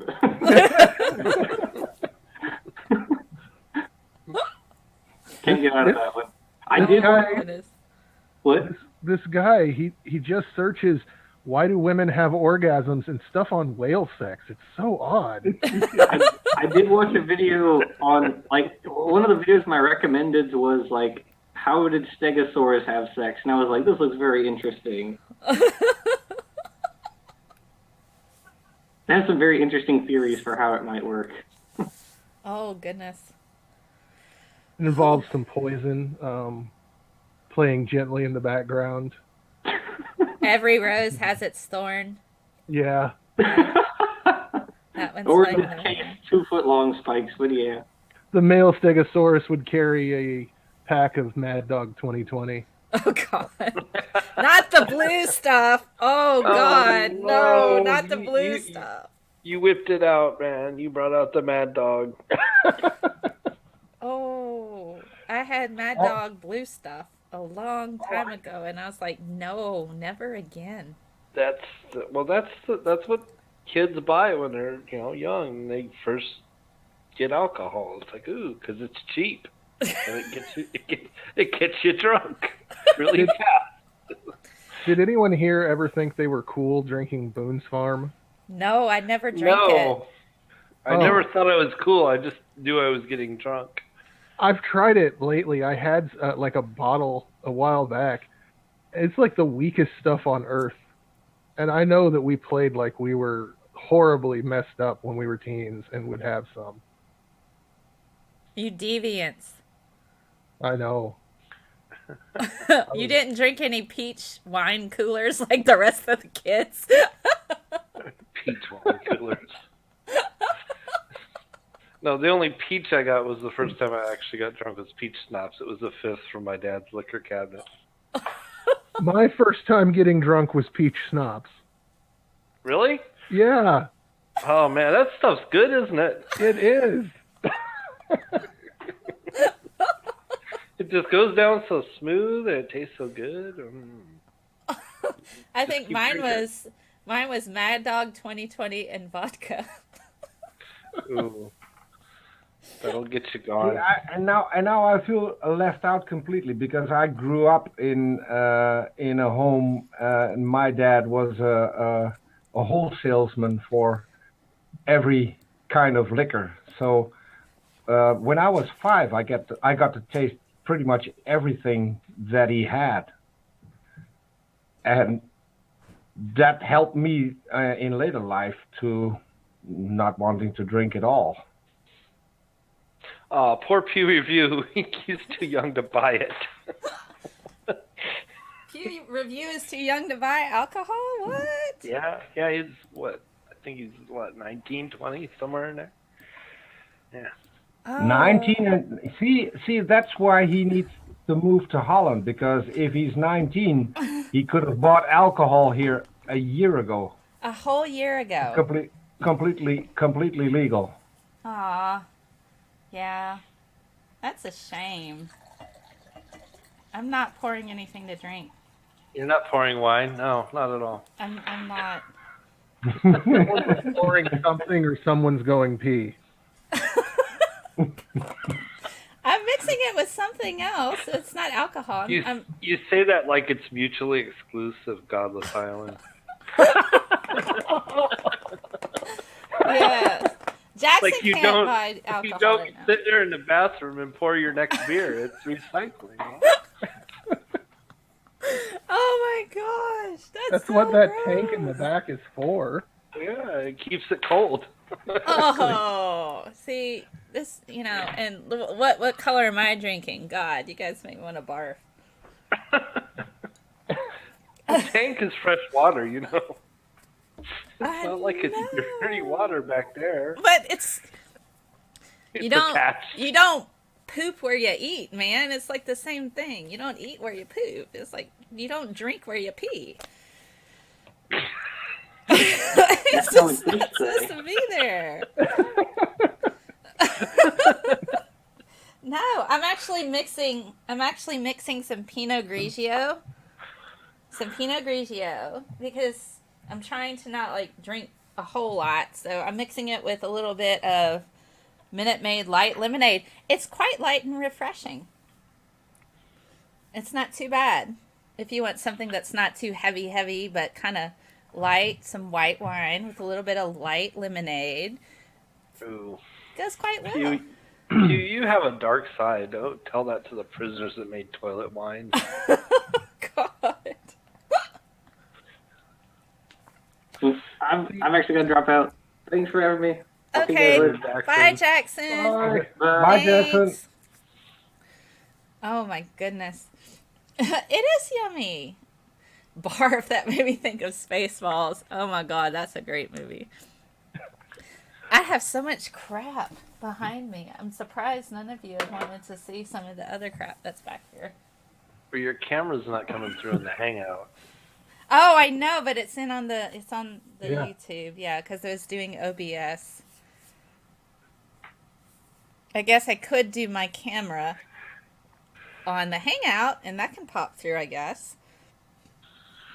Yeah, don't worry about it. We'll just look on YouTube. Okay. Oh my goodness. He has to go research whale vagina some more. That may be the case. I don't know. I think he had plans at 9, so he hung out with us a lot longer, I think, than he expected. So that was nice. Ludicrous speed. Oh my gosh. I just think this chat got a little too adult, and he had to go to bed. We were talking about antiques, and then he got confused. Oh, Things Oh, like VCRs and oh gosh, I have something else. Let me get it. Ataris and then I actually have. This is something I think we POG found. games. We found at a Goodwill.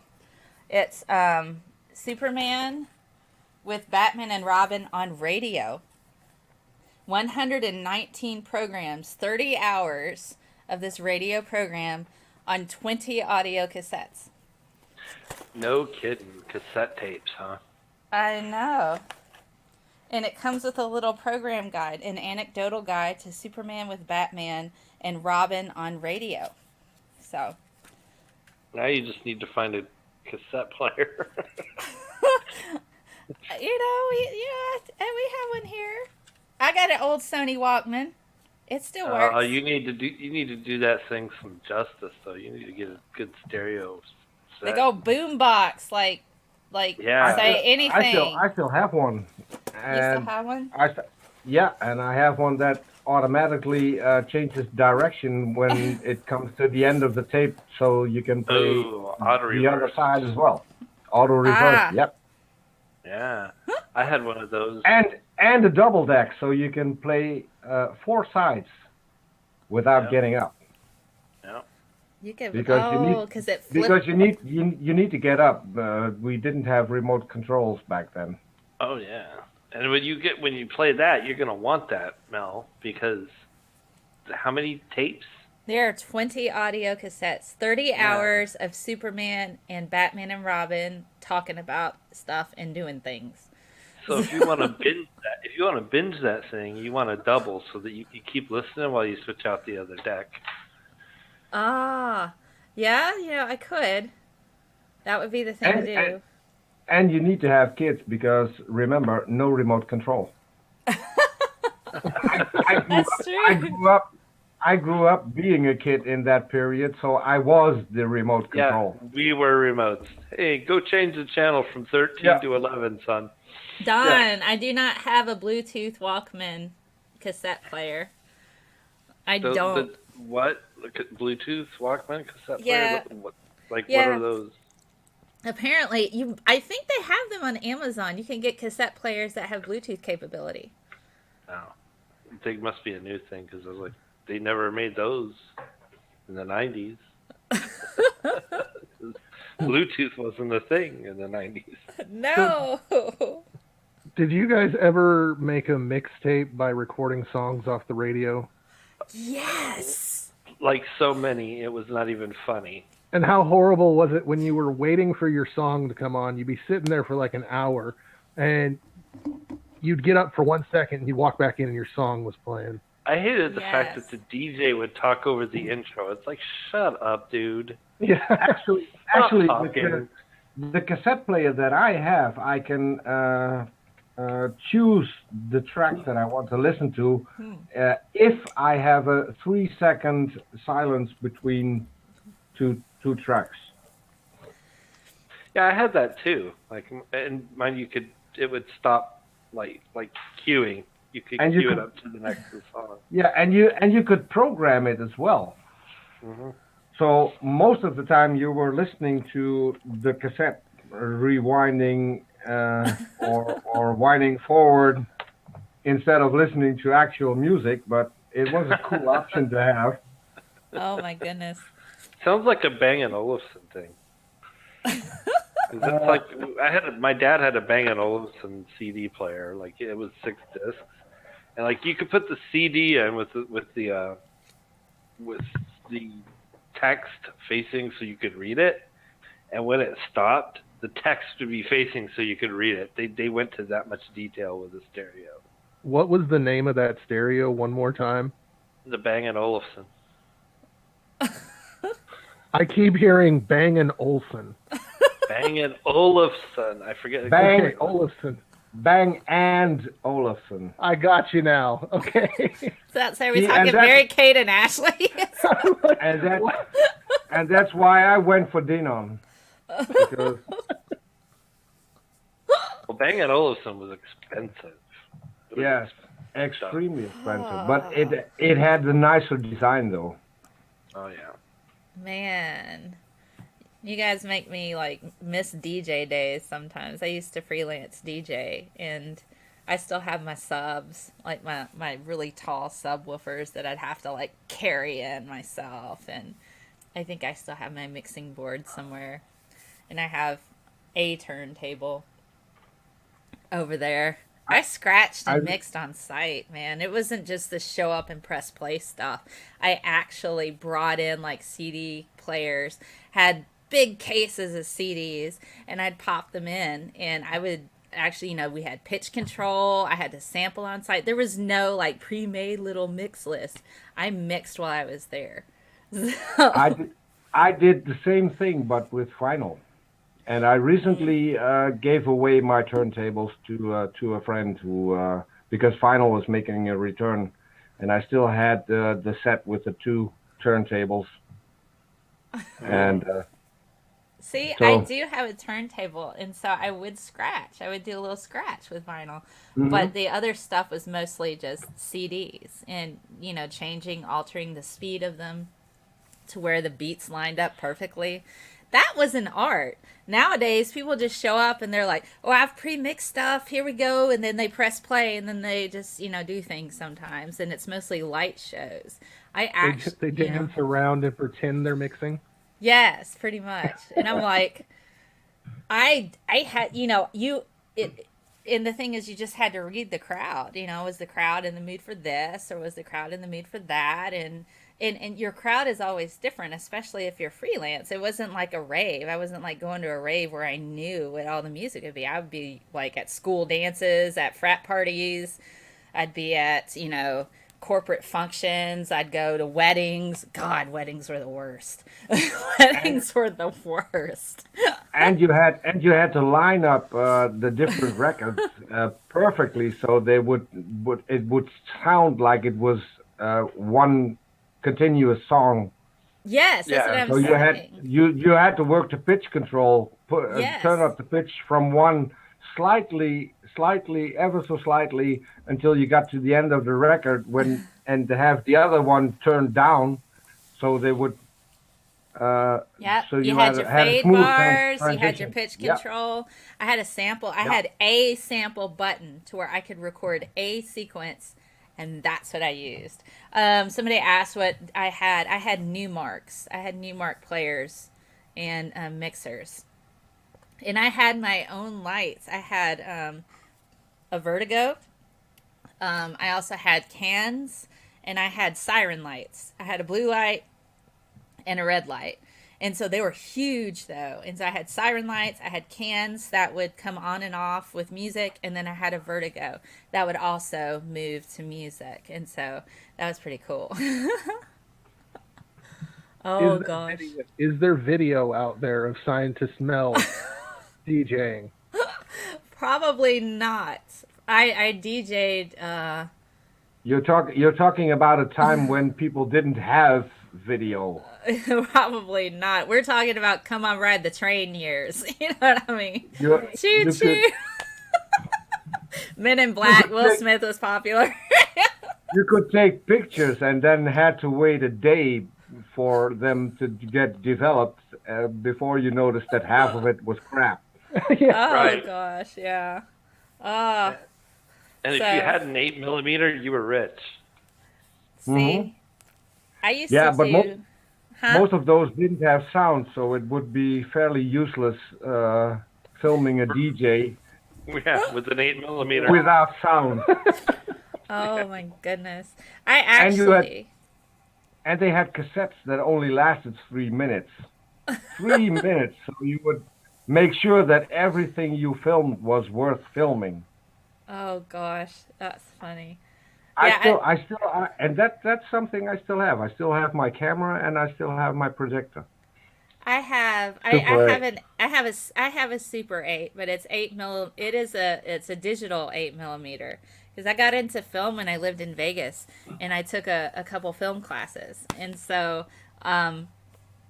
I actually have a short film that it got me an A in the class, where it's a 7 minute short film. It took me 19 hours to shoot it and 30 hours to edit it. But it was pretty fun. But I filmed it on like digital 8, so it's like really grainy. The sound is terrible because it was like my very first student film.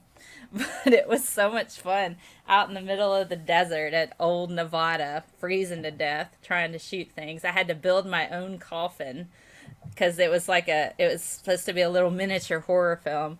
And so I built my own coffin, and I had to replicate the inside of a grave because we couldn't very well dig a hole.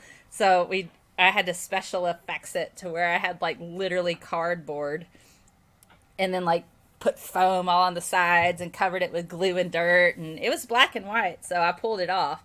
It's just like That was the most fun, but also the most tedious at the same time, trying to build the inside of a grave. But it was great. It was fun. It was a lot of fun. Sometimes I miss Vegas. There were people there. They would just, yet there the film scene is far different from where I am now. There you worked on each other's projects. You just helped each other out. So you would have actors and actresses that would work on your film for free. I always fed everybody, but I always gave them tapes and stuff. And then I would try to get my films into festivals, and it got into a few. And so that way they could have a thing that got into a festival that they could take to auditions.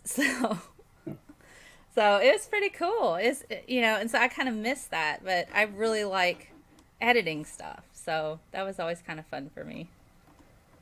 Ooh, now I'm missing DJing and editing and all of that stuff.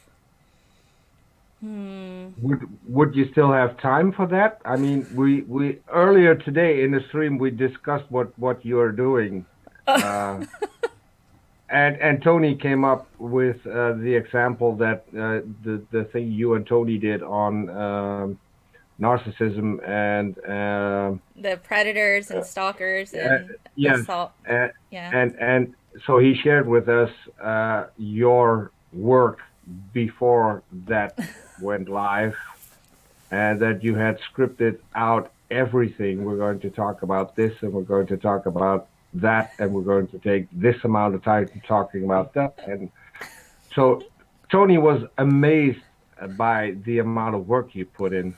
So would you actually still have time to film stuff? Well, I'm one of those brains that works all the time. So my mind, before I wrote, so what he's probably talking about, we had about 15 different aspects or topics within, underneath that umbrella, because it's an umbrella topic. So we had 15 points that we were going to hit. I already have had some experience in regards to narcissists and stalker weirdo people. I've already dealt with a bit of that anyway. So I already knew what sources to kind of pull together. So in addition to that, I was able to just kind of go through and put together a very quick outline. These are the things that and it seems very comprehensive, but a very quick outline. It's like Tony described it as meticulous work. Well, and you say a very quick outline. Well, it was quick for me because I had already, like I said, I knew what sources to pull from, and I knew what the important topics would be. And I'd already talked about some of this with the troll talk, and I talked about, so I'd already talked a bit with that in regards to how trolls can become very, very toxic and problematic, and what you need to do to protect yourself. So I had some of that already that I kind of pulled from there that kind of was relevant to that talk. So don't ever tell Tony, because Tony said this was meticulous work where a huge amount of time was spent on putting that together. If you're going to tell him that you made a quick outline of the talk, Tony's about to start a channel. He'll never start a channel if you tell him this. Well, I won't tell him that. But what I will say, like for the talk that I did this morning, I pushed it to 11 a.m. I normally do it at 10 a.m., but I needed that extra hour. This was on thermodynamics. I normally get up about 6 or 7, and then I kind of jump into it about 7:30. I didn't start getting into it about 8:30. So from 8:30 to right before I went live, I was writing the show. And so I was literally looking up all of my resources. I already have a background a bit in thermodynamics anyway, so I knew what the key points were. I already knew about the laws. So I just went through, and I spent from 8:30 to right until 11 writing everything, getting my slides together, putting the images on that I wanted, putting in the dialogue and that I wanted to talk about. So normally I spend my entire Saturday morning just writing my show. So yeah. Is that the professionalism thing that I keep hearing about? What?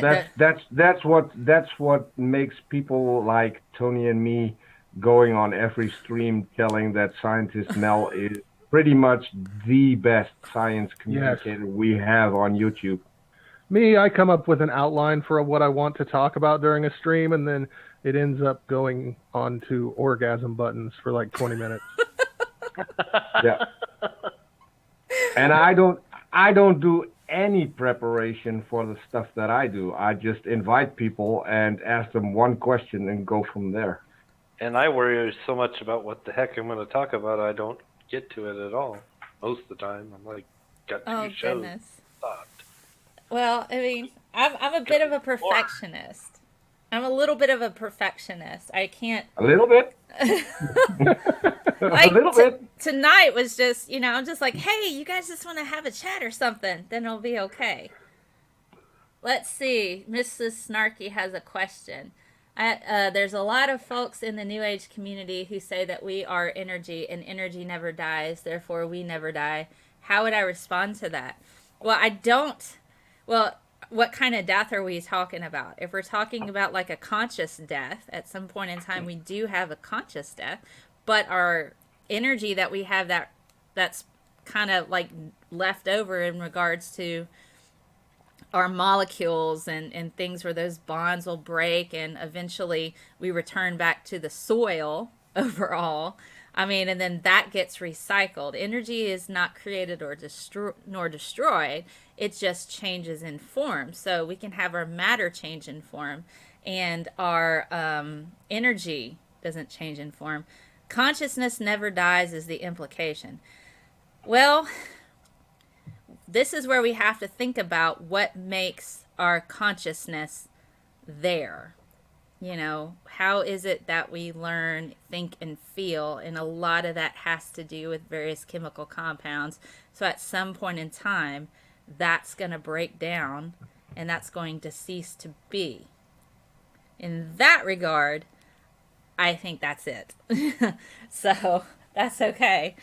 We do get kind of recycled. But that's our energy and our matter. So we're all put together. We're the universe put together as a person for a short period of time. So we are made from the same stuff that we find in stars. So it kind of makes us special that while we're in this life, this particular star stuff has come together to form the person that we are, and then we return back to the earth, and then we get to become something else. So in a way, it's kind of pretty, and we get to live on in that regard.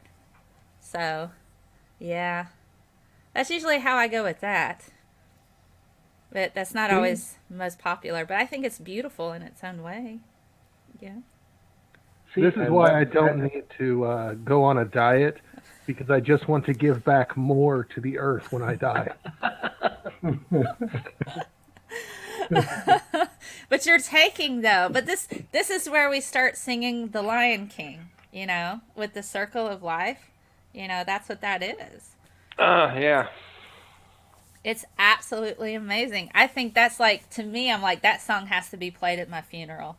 Because that's to me what life is. You know what gets me? You know what gets me is the star stuff in my left hand and the star stuff in my right hand probably came from different stars. Yes. How cool is that? Yeah. Yes. See, we're getting all deep and existential. Whoa. Somebody's going to have a crisis soon.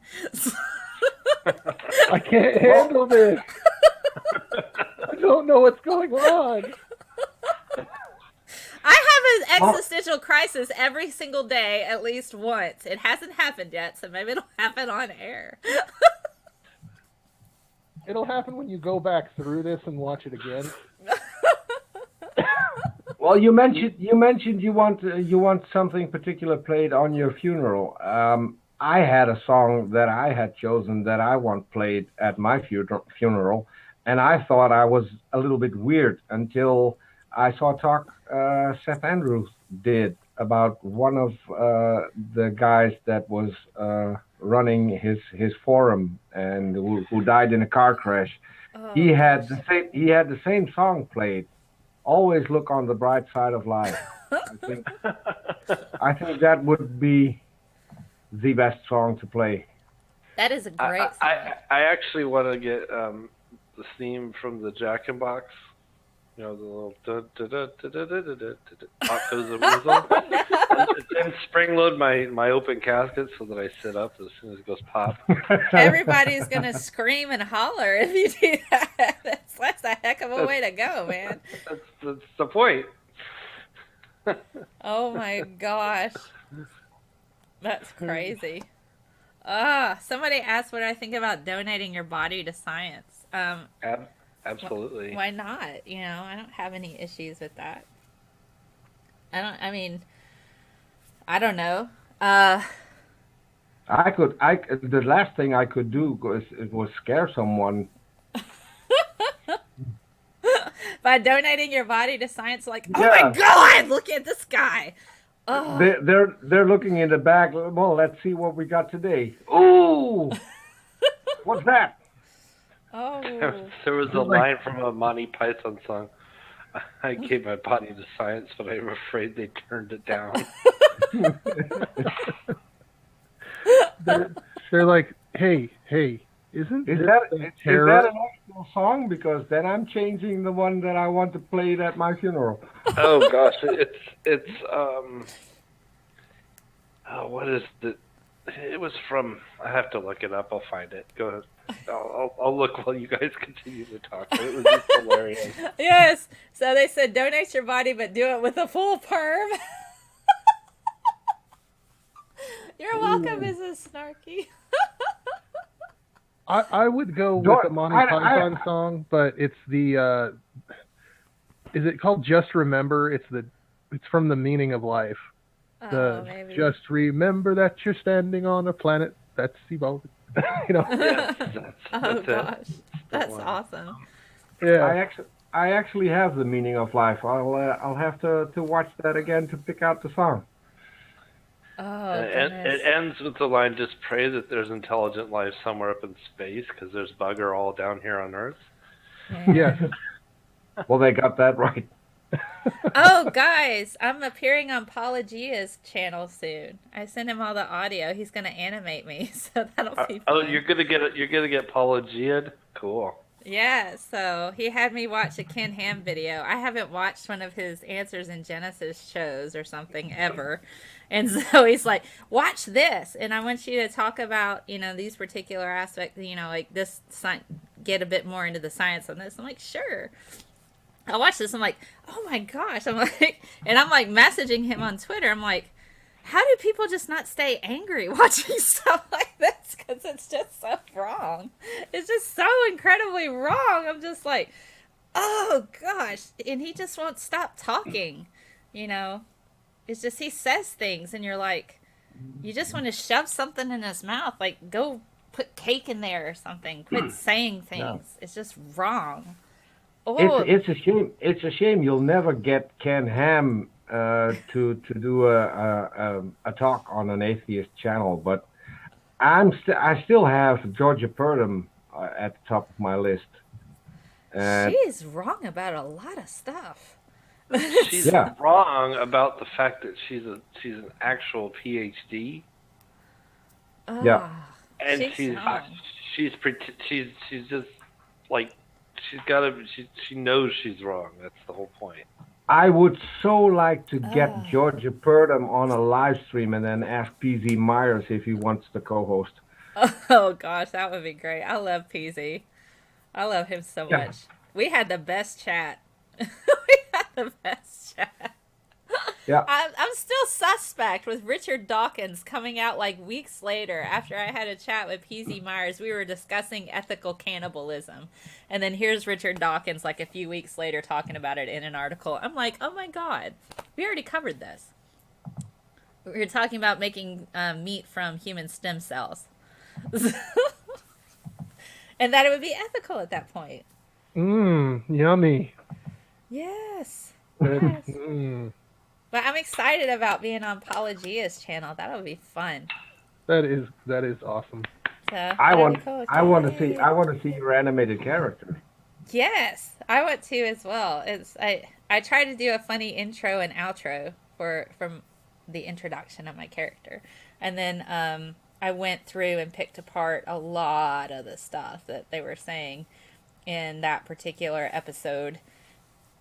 God, they're just really wrong. They're just really, really wrong. I'm like, ah. You have to be careful because that's what drew me in, and that's why I am on social media. I bumped into a video of Kent Hovind, and it's just addictive. I'm now 5 years in, and I still watch every video Kent Hovind puts out. I just It's don't. Yeah, now I did watch the Bill Nye Ken Ham debate. I did watch some of that, and that was just maddening. Yeah. I was like, why, Bill? Why? First of all, all he did was just give Ken credibility, one. And two, it shouldn't have been just Bill. It should have been Bill and like 98 other scientists to kind of drive home the point that this is how many people believe scientific evidence. And this is what you've got, Ken. You've got like a person, one person. That's it. Here's 98 scientists that have done research in these fields. They disagree with your one person. That's what it's going to have to take. And that's kind of what I feel, especially with like the way that science is represented in the media. I understand we need to see like both sides or both perspectives, but if we're going to give flat earth people a platform, then we're like, here is a flat earth person. They represent this percentage of people. Okay. Extremely small.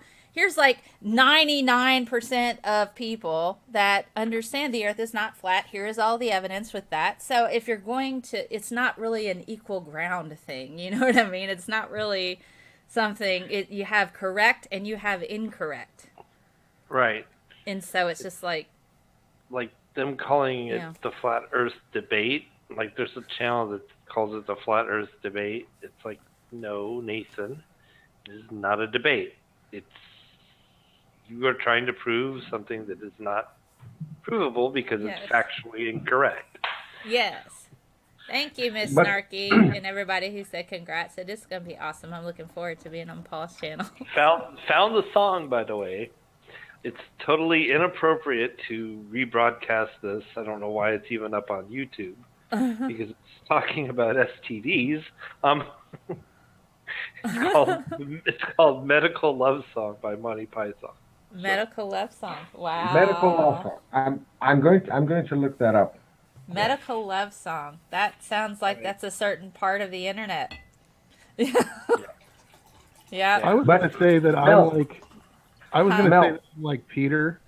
I started looking at Answers in Genesis website, and at first I was just infuriated, and then after a while I was like, oh, this is. If I read it as if it's a comedy, it's actually quite funny. Oh, But God. every once in a while I'll have it pop into my head. People actually believe this. Oh no. Right, and like the first thing that I saw that kind of, I had problems in the church and stuff, and I left, and I was a self-admitted atheist for a while before I even got into YouTube, and I never really owned with young Earth creationism or anything like that. But then I sat down and started watching YouTube because I got my own place after my divorce. Mm-hmm. And The very Well, first- one of the first things that popped up was Aaron Ra and Godless Engineers interview in Darwin Day 2015. And it was like they were talking about all this stuff that these people were saying that was demonstrably wrong about evolution, because that's Aaron Ra's thing. Mm-hmm. And it was like, wow, I can't believe how much misinformation we are putting out to these people and how many people just eat it up. Booleanator, did you know that dinosaurs did not turn into birds? Because according to Answers in Genesis, now this is their crack team of scientists, birds were created on day 4. Dinosaurs were created on day 5. By crack team of scientists, you mean scientists that took crack? Pretty much. Well, Okay. the scary part of all of this is that the creationists are now setting up their own peer review system so that they can actually claim to have their papers peer reviewed. Okay, all I've got to say is there's a homeopathy journal. Okay, there is a homeopathy journal that's considered peer reviewed. So, you can have a bunch of bunk and still have it called peer review. I've had people send me, here's an article from this peer reviewed journal. I'm like, that's homeopathy. That's not actual science. But that goes back to what you were saying about the journals, and this Yes. goes for my field too. There's certain journals that you subscribe to. Yes. There's certain journals that you just say, whatever that one says, Yep. you could just count that as wrong for the most part. The other Yeah. day, Mel put out a tweet that was about pyramid schemes. And my cousin will send me articles about her pyramid scheme, about the scientific evidence that her pyramid scheme works. And down at the bottom, it will it always says paid for by the pyramid. Yeah, paid for by the pyramid scheme.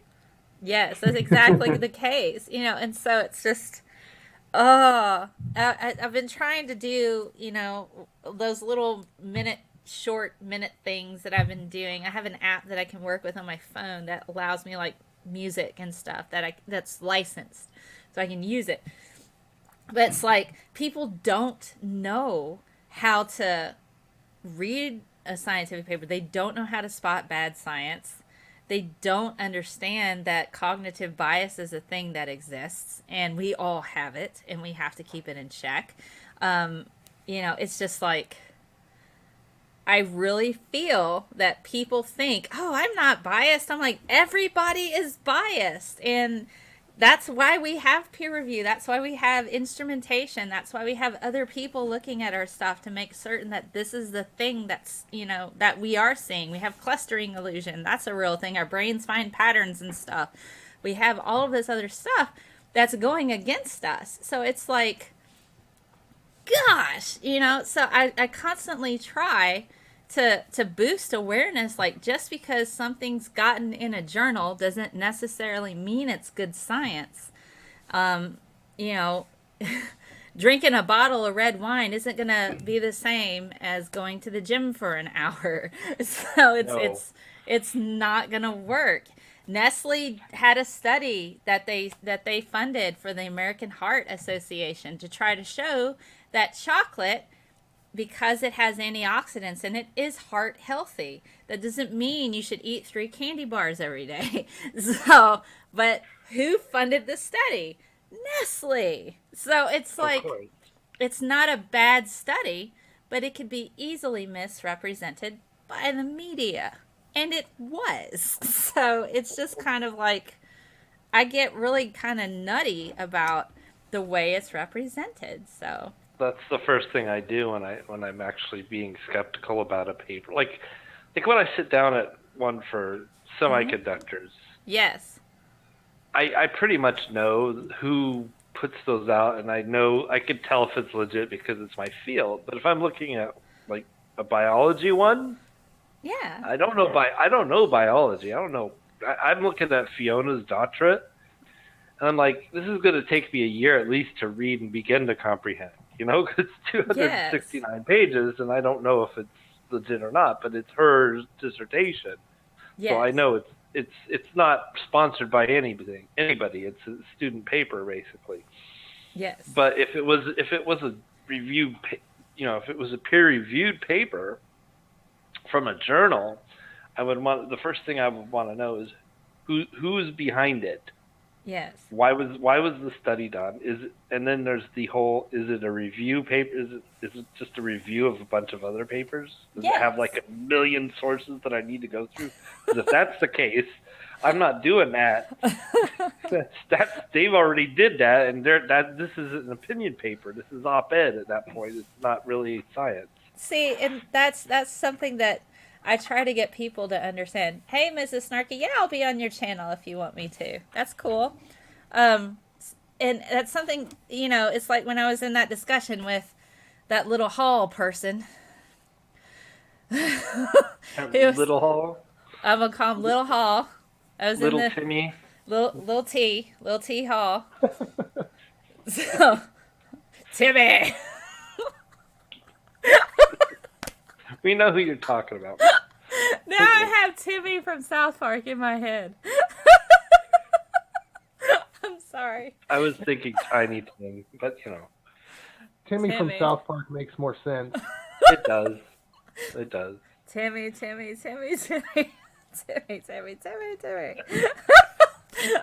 He was sending me review papers, and he didn't understand that review papers are like a general, and they're good for they're good for doctors, okay? Because doctors don't have a whole lot of time to sit and read actual science papers, where there's been actual experiments and stuff. A review paper usually does well if it's in some kind of medical field associated with a particular disease, because it kind of sums up all the latest research, what direction it's going. So if you get like a busy MD that doesn't have time to read every single paper that comes out, a review paper that's published in a well-established journal is really, really great for a medical doctor to sit there and go, this is the latest on Crohn's disease. Fantastic. That's my field. This just was published a couple months ago. I can kind of see what direction we're going through. Maybe there's potential studies that I can direct my patients to that they can apply for, stuff like that. And you still want to look at who done it, because yes, the people who wrote it and the people who sponsored it are. Yes. You always got to look at their credibility too.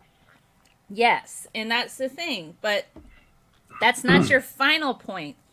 That's your starting point. Right. So you start with that, and then you read it, and then you see if the conclusion makes sense and the methodology, if there is a methodology. Yes. Because there usually isn't one in a review paper. Unless it's like meta-analysis. Meta-analysis is actually quite useful, especially if you're trying to find out if a particular question has been answered in the current literature. So, and if it hasn't, you can say, we went through all of these papers trying to find this answer for this question. Nobody has got any substantial research associated with this. This is a good thing that we need to go and try to work towards. So review papers can actually introduce new questions. Right, and that they're good to be for that answered. too. Yeah. They're good for that. Yes. It's like somebody sent me a paper on a social issue once, and it was like they were trying to paint this picture, and it was a law paper to boot. And I was like, okay. And it was a review paper in a law school, and I'm like, I don't have a subscription to this law school. I'm not going to sit there and subscribe to a law journal just to get all this information. Mm-hmm. And there was like 300 sources in there. I'm like, I'm not going through all this, and there's no data in it. There's nothing. It doesn't, and it was about some kind of social justice issue. See, and what the conclusion wasn't even what she was saying. I feel kind of lucky because I've held on to my university email, and if I re-up my alumni membership, I get access to all of the libraries, and so I can get access to all of these journals, which is quite helpful for me. So if I'm like dealing with somebody like I need more information about a thing, or if I'm trying to go through and prepare for a show, I can find an article and be like, okay, that's a cool article. Let me read through it. Or if it's like a really bad science article and I just want to rip it apart, that's always fun as well. So I can go and pull it and be like, oh, here's a bunch of crap. This is why this article is a whole bunch of nonsense. So I think I'm probably going to do more of that on my blog, where I make more, because I did that with PETA, and that seemed to be a very well-received article. I've done that with Deepak Chopra. I've done that on my Twitter. I used to do Fake Science Friday, to where I just find an article and I just rip it apart in tweets. So I might go back through and kind of copy and paste and make it a bit more article looking, and put that to where people can go back and use that as, oh, this is why this is a bad study. she pointed out the sample size, she pointed out this. The homeopathy one was funny because they were trying to use spectroscopy to show the variances in concentration, because homeopathy is so low in concentration you can't even find it hardly at all on any kind of spec. And so I was like, this is what a spec should look like, and this is the spec they gave us. And so this is where you see a concentration difference. This is where you don't see any changes, because there is no substantial changes in their concentration that they're trying to do with these particular homeopathy products. So stuff like that, I think, is pretty interesting. Because, I mean, my current job right now, that's all I do all day is UV Vis spec and STS pages. And so I'm constantly analyzing, like, protein concentrations. And I work in column chromatography. So I'm like, off that. So it's like all of that. I'm like, that's a terrible spec. This is absolutely horrible. It should not look like this. This is what it should look like. But if you don't know, you don't know. You'd be like, wow, yeah, I think that kind of looks like a duck if I turn it this way. You know? A duck. She said it looks like a duck. Oh my gosh. That's funny. Well, guys, I am going to have to drop out of here. Yeah, it's almost 2.5 hours, and I haven't had dinner. I should probably go do that. It's 10 o'clock now. It's 11:15 here.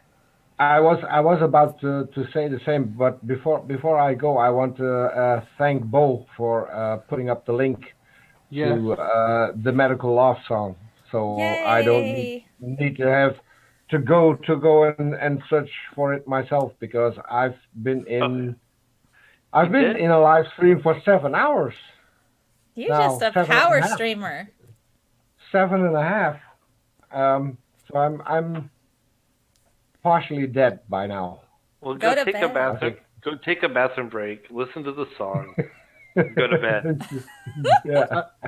I was just going to say, Peter, do you know that Anti-Ordinary was actually in a 2-hour stream prior to her stream starting? No. Yeah, she was on my channel for 2 hours. I was going to say, she was on your channel for a bit, wasn't she? Yes, she was. I saw a bit of that. That was fun. So she went for like 10 hours straight today. Wow. Much too much for me. But thank you for having me on here. It's been fun. It has been fun. I'm so glad you guys could pop on here. This was just entirely impromptu, not planned whatsoever, but it was a lot of fun. Yeah. It was. Always fun having a chat with you, Mel. It's always fun having a chat with you guys too. Peter, Booleanator, Godless Iowan, and then Andy. I think we lost Andy a while ago. I think he was really tired. You guys just call me David. Okay, David. Yeah, you can call me Matt. Okay, Matt and David, Andy, and then Jackson was here earlier. That was nice. So, yes, tweet at me soon, Mrs. Snarky. All right, bye, guys. Bye. Okay. And thank you guys for chatting with us in the side chat on Periscope and on YouTube. You guys have a great night. Bye. Yeah, okay. Bye, guys.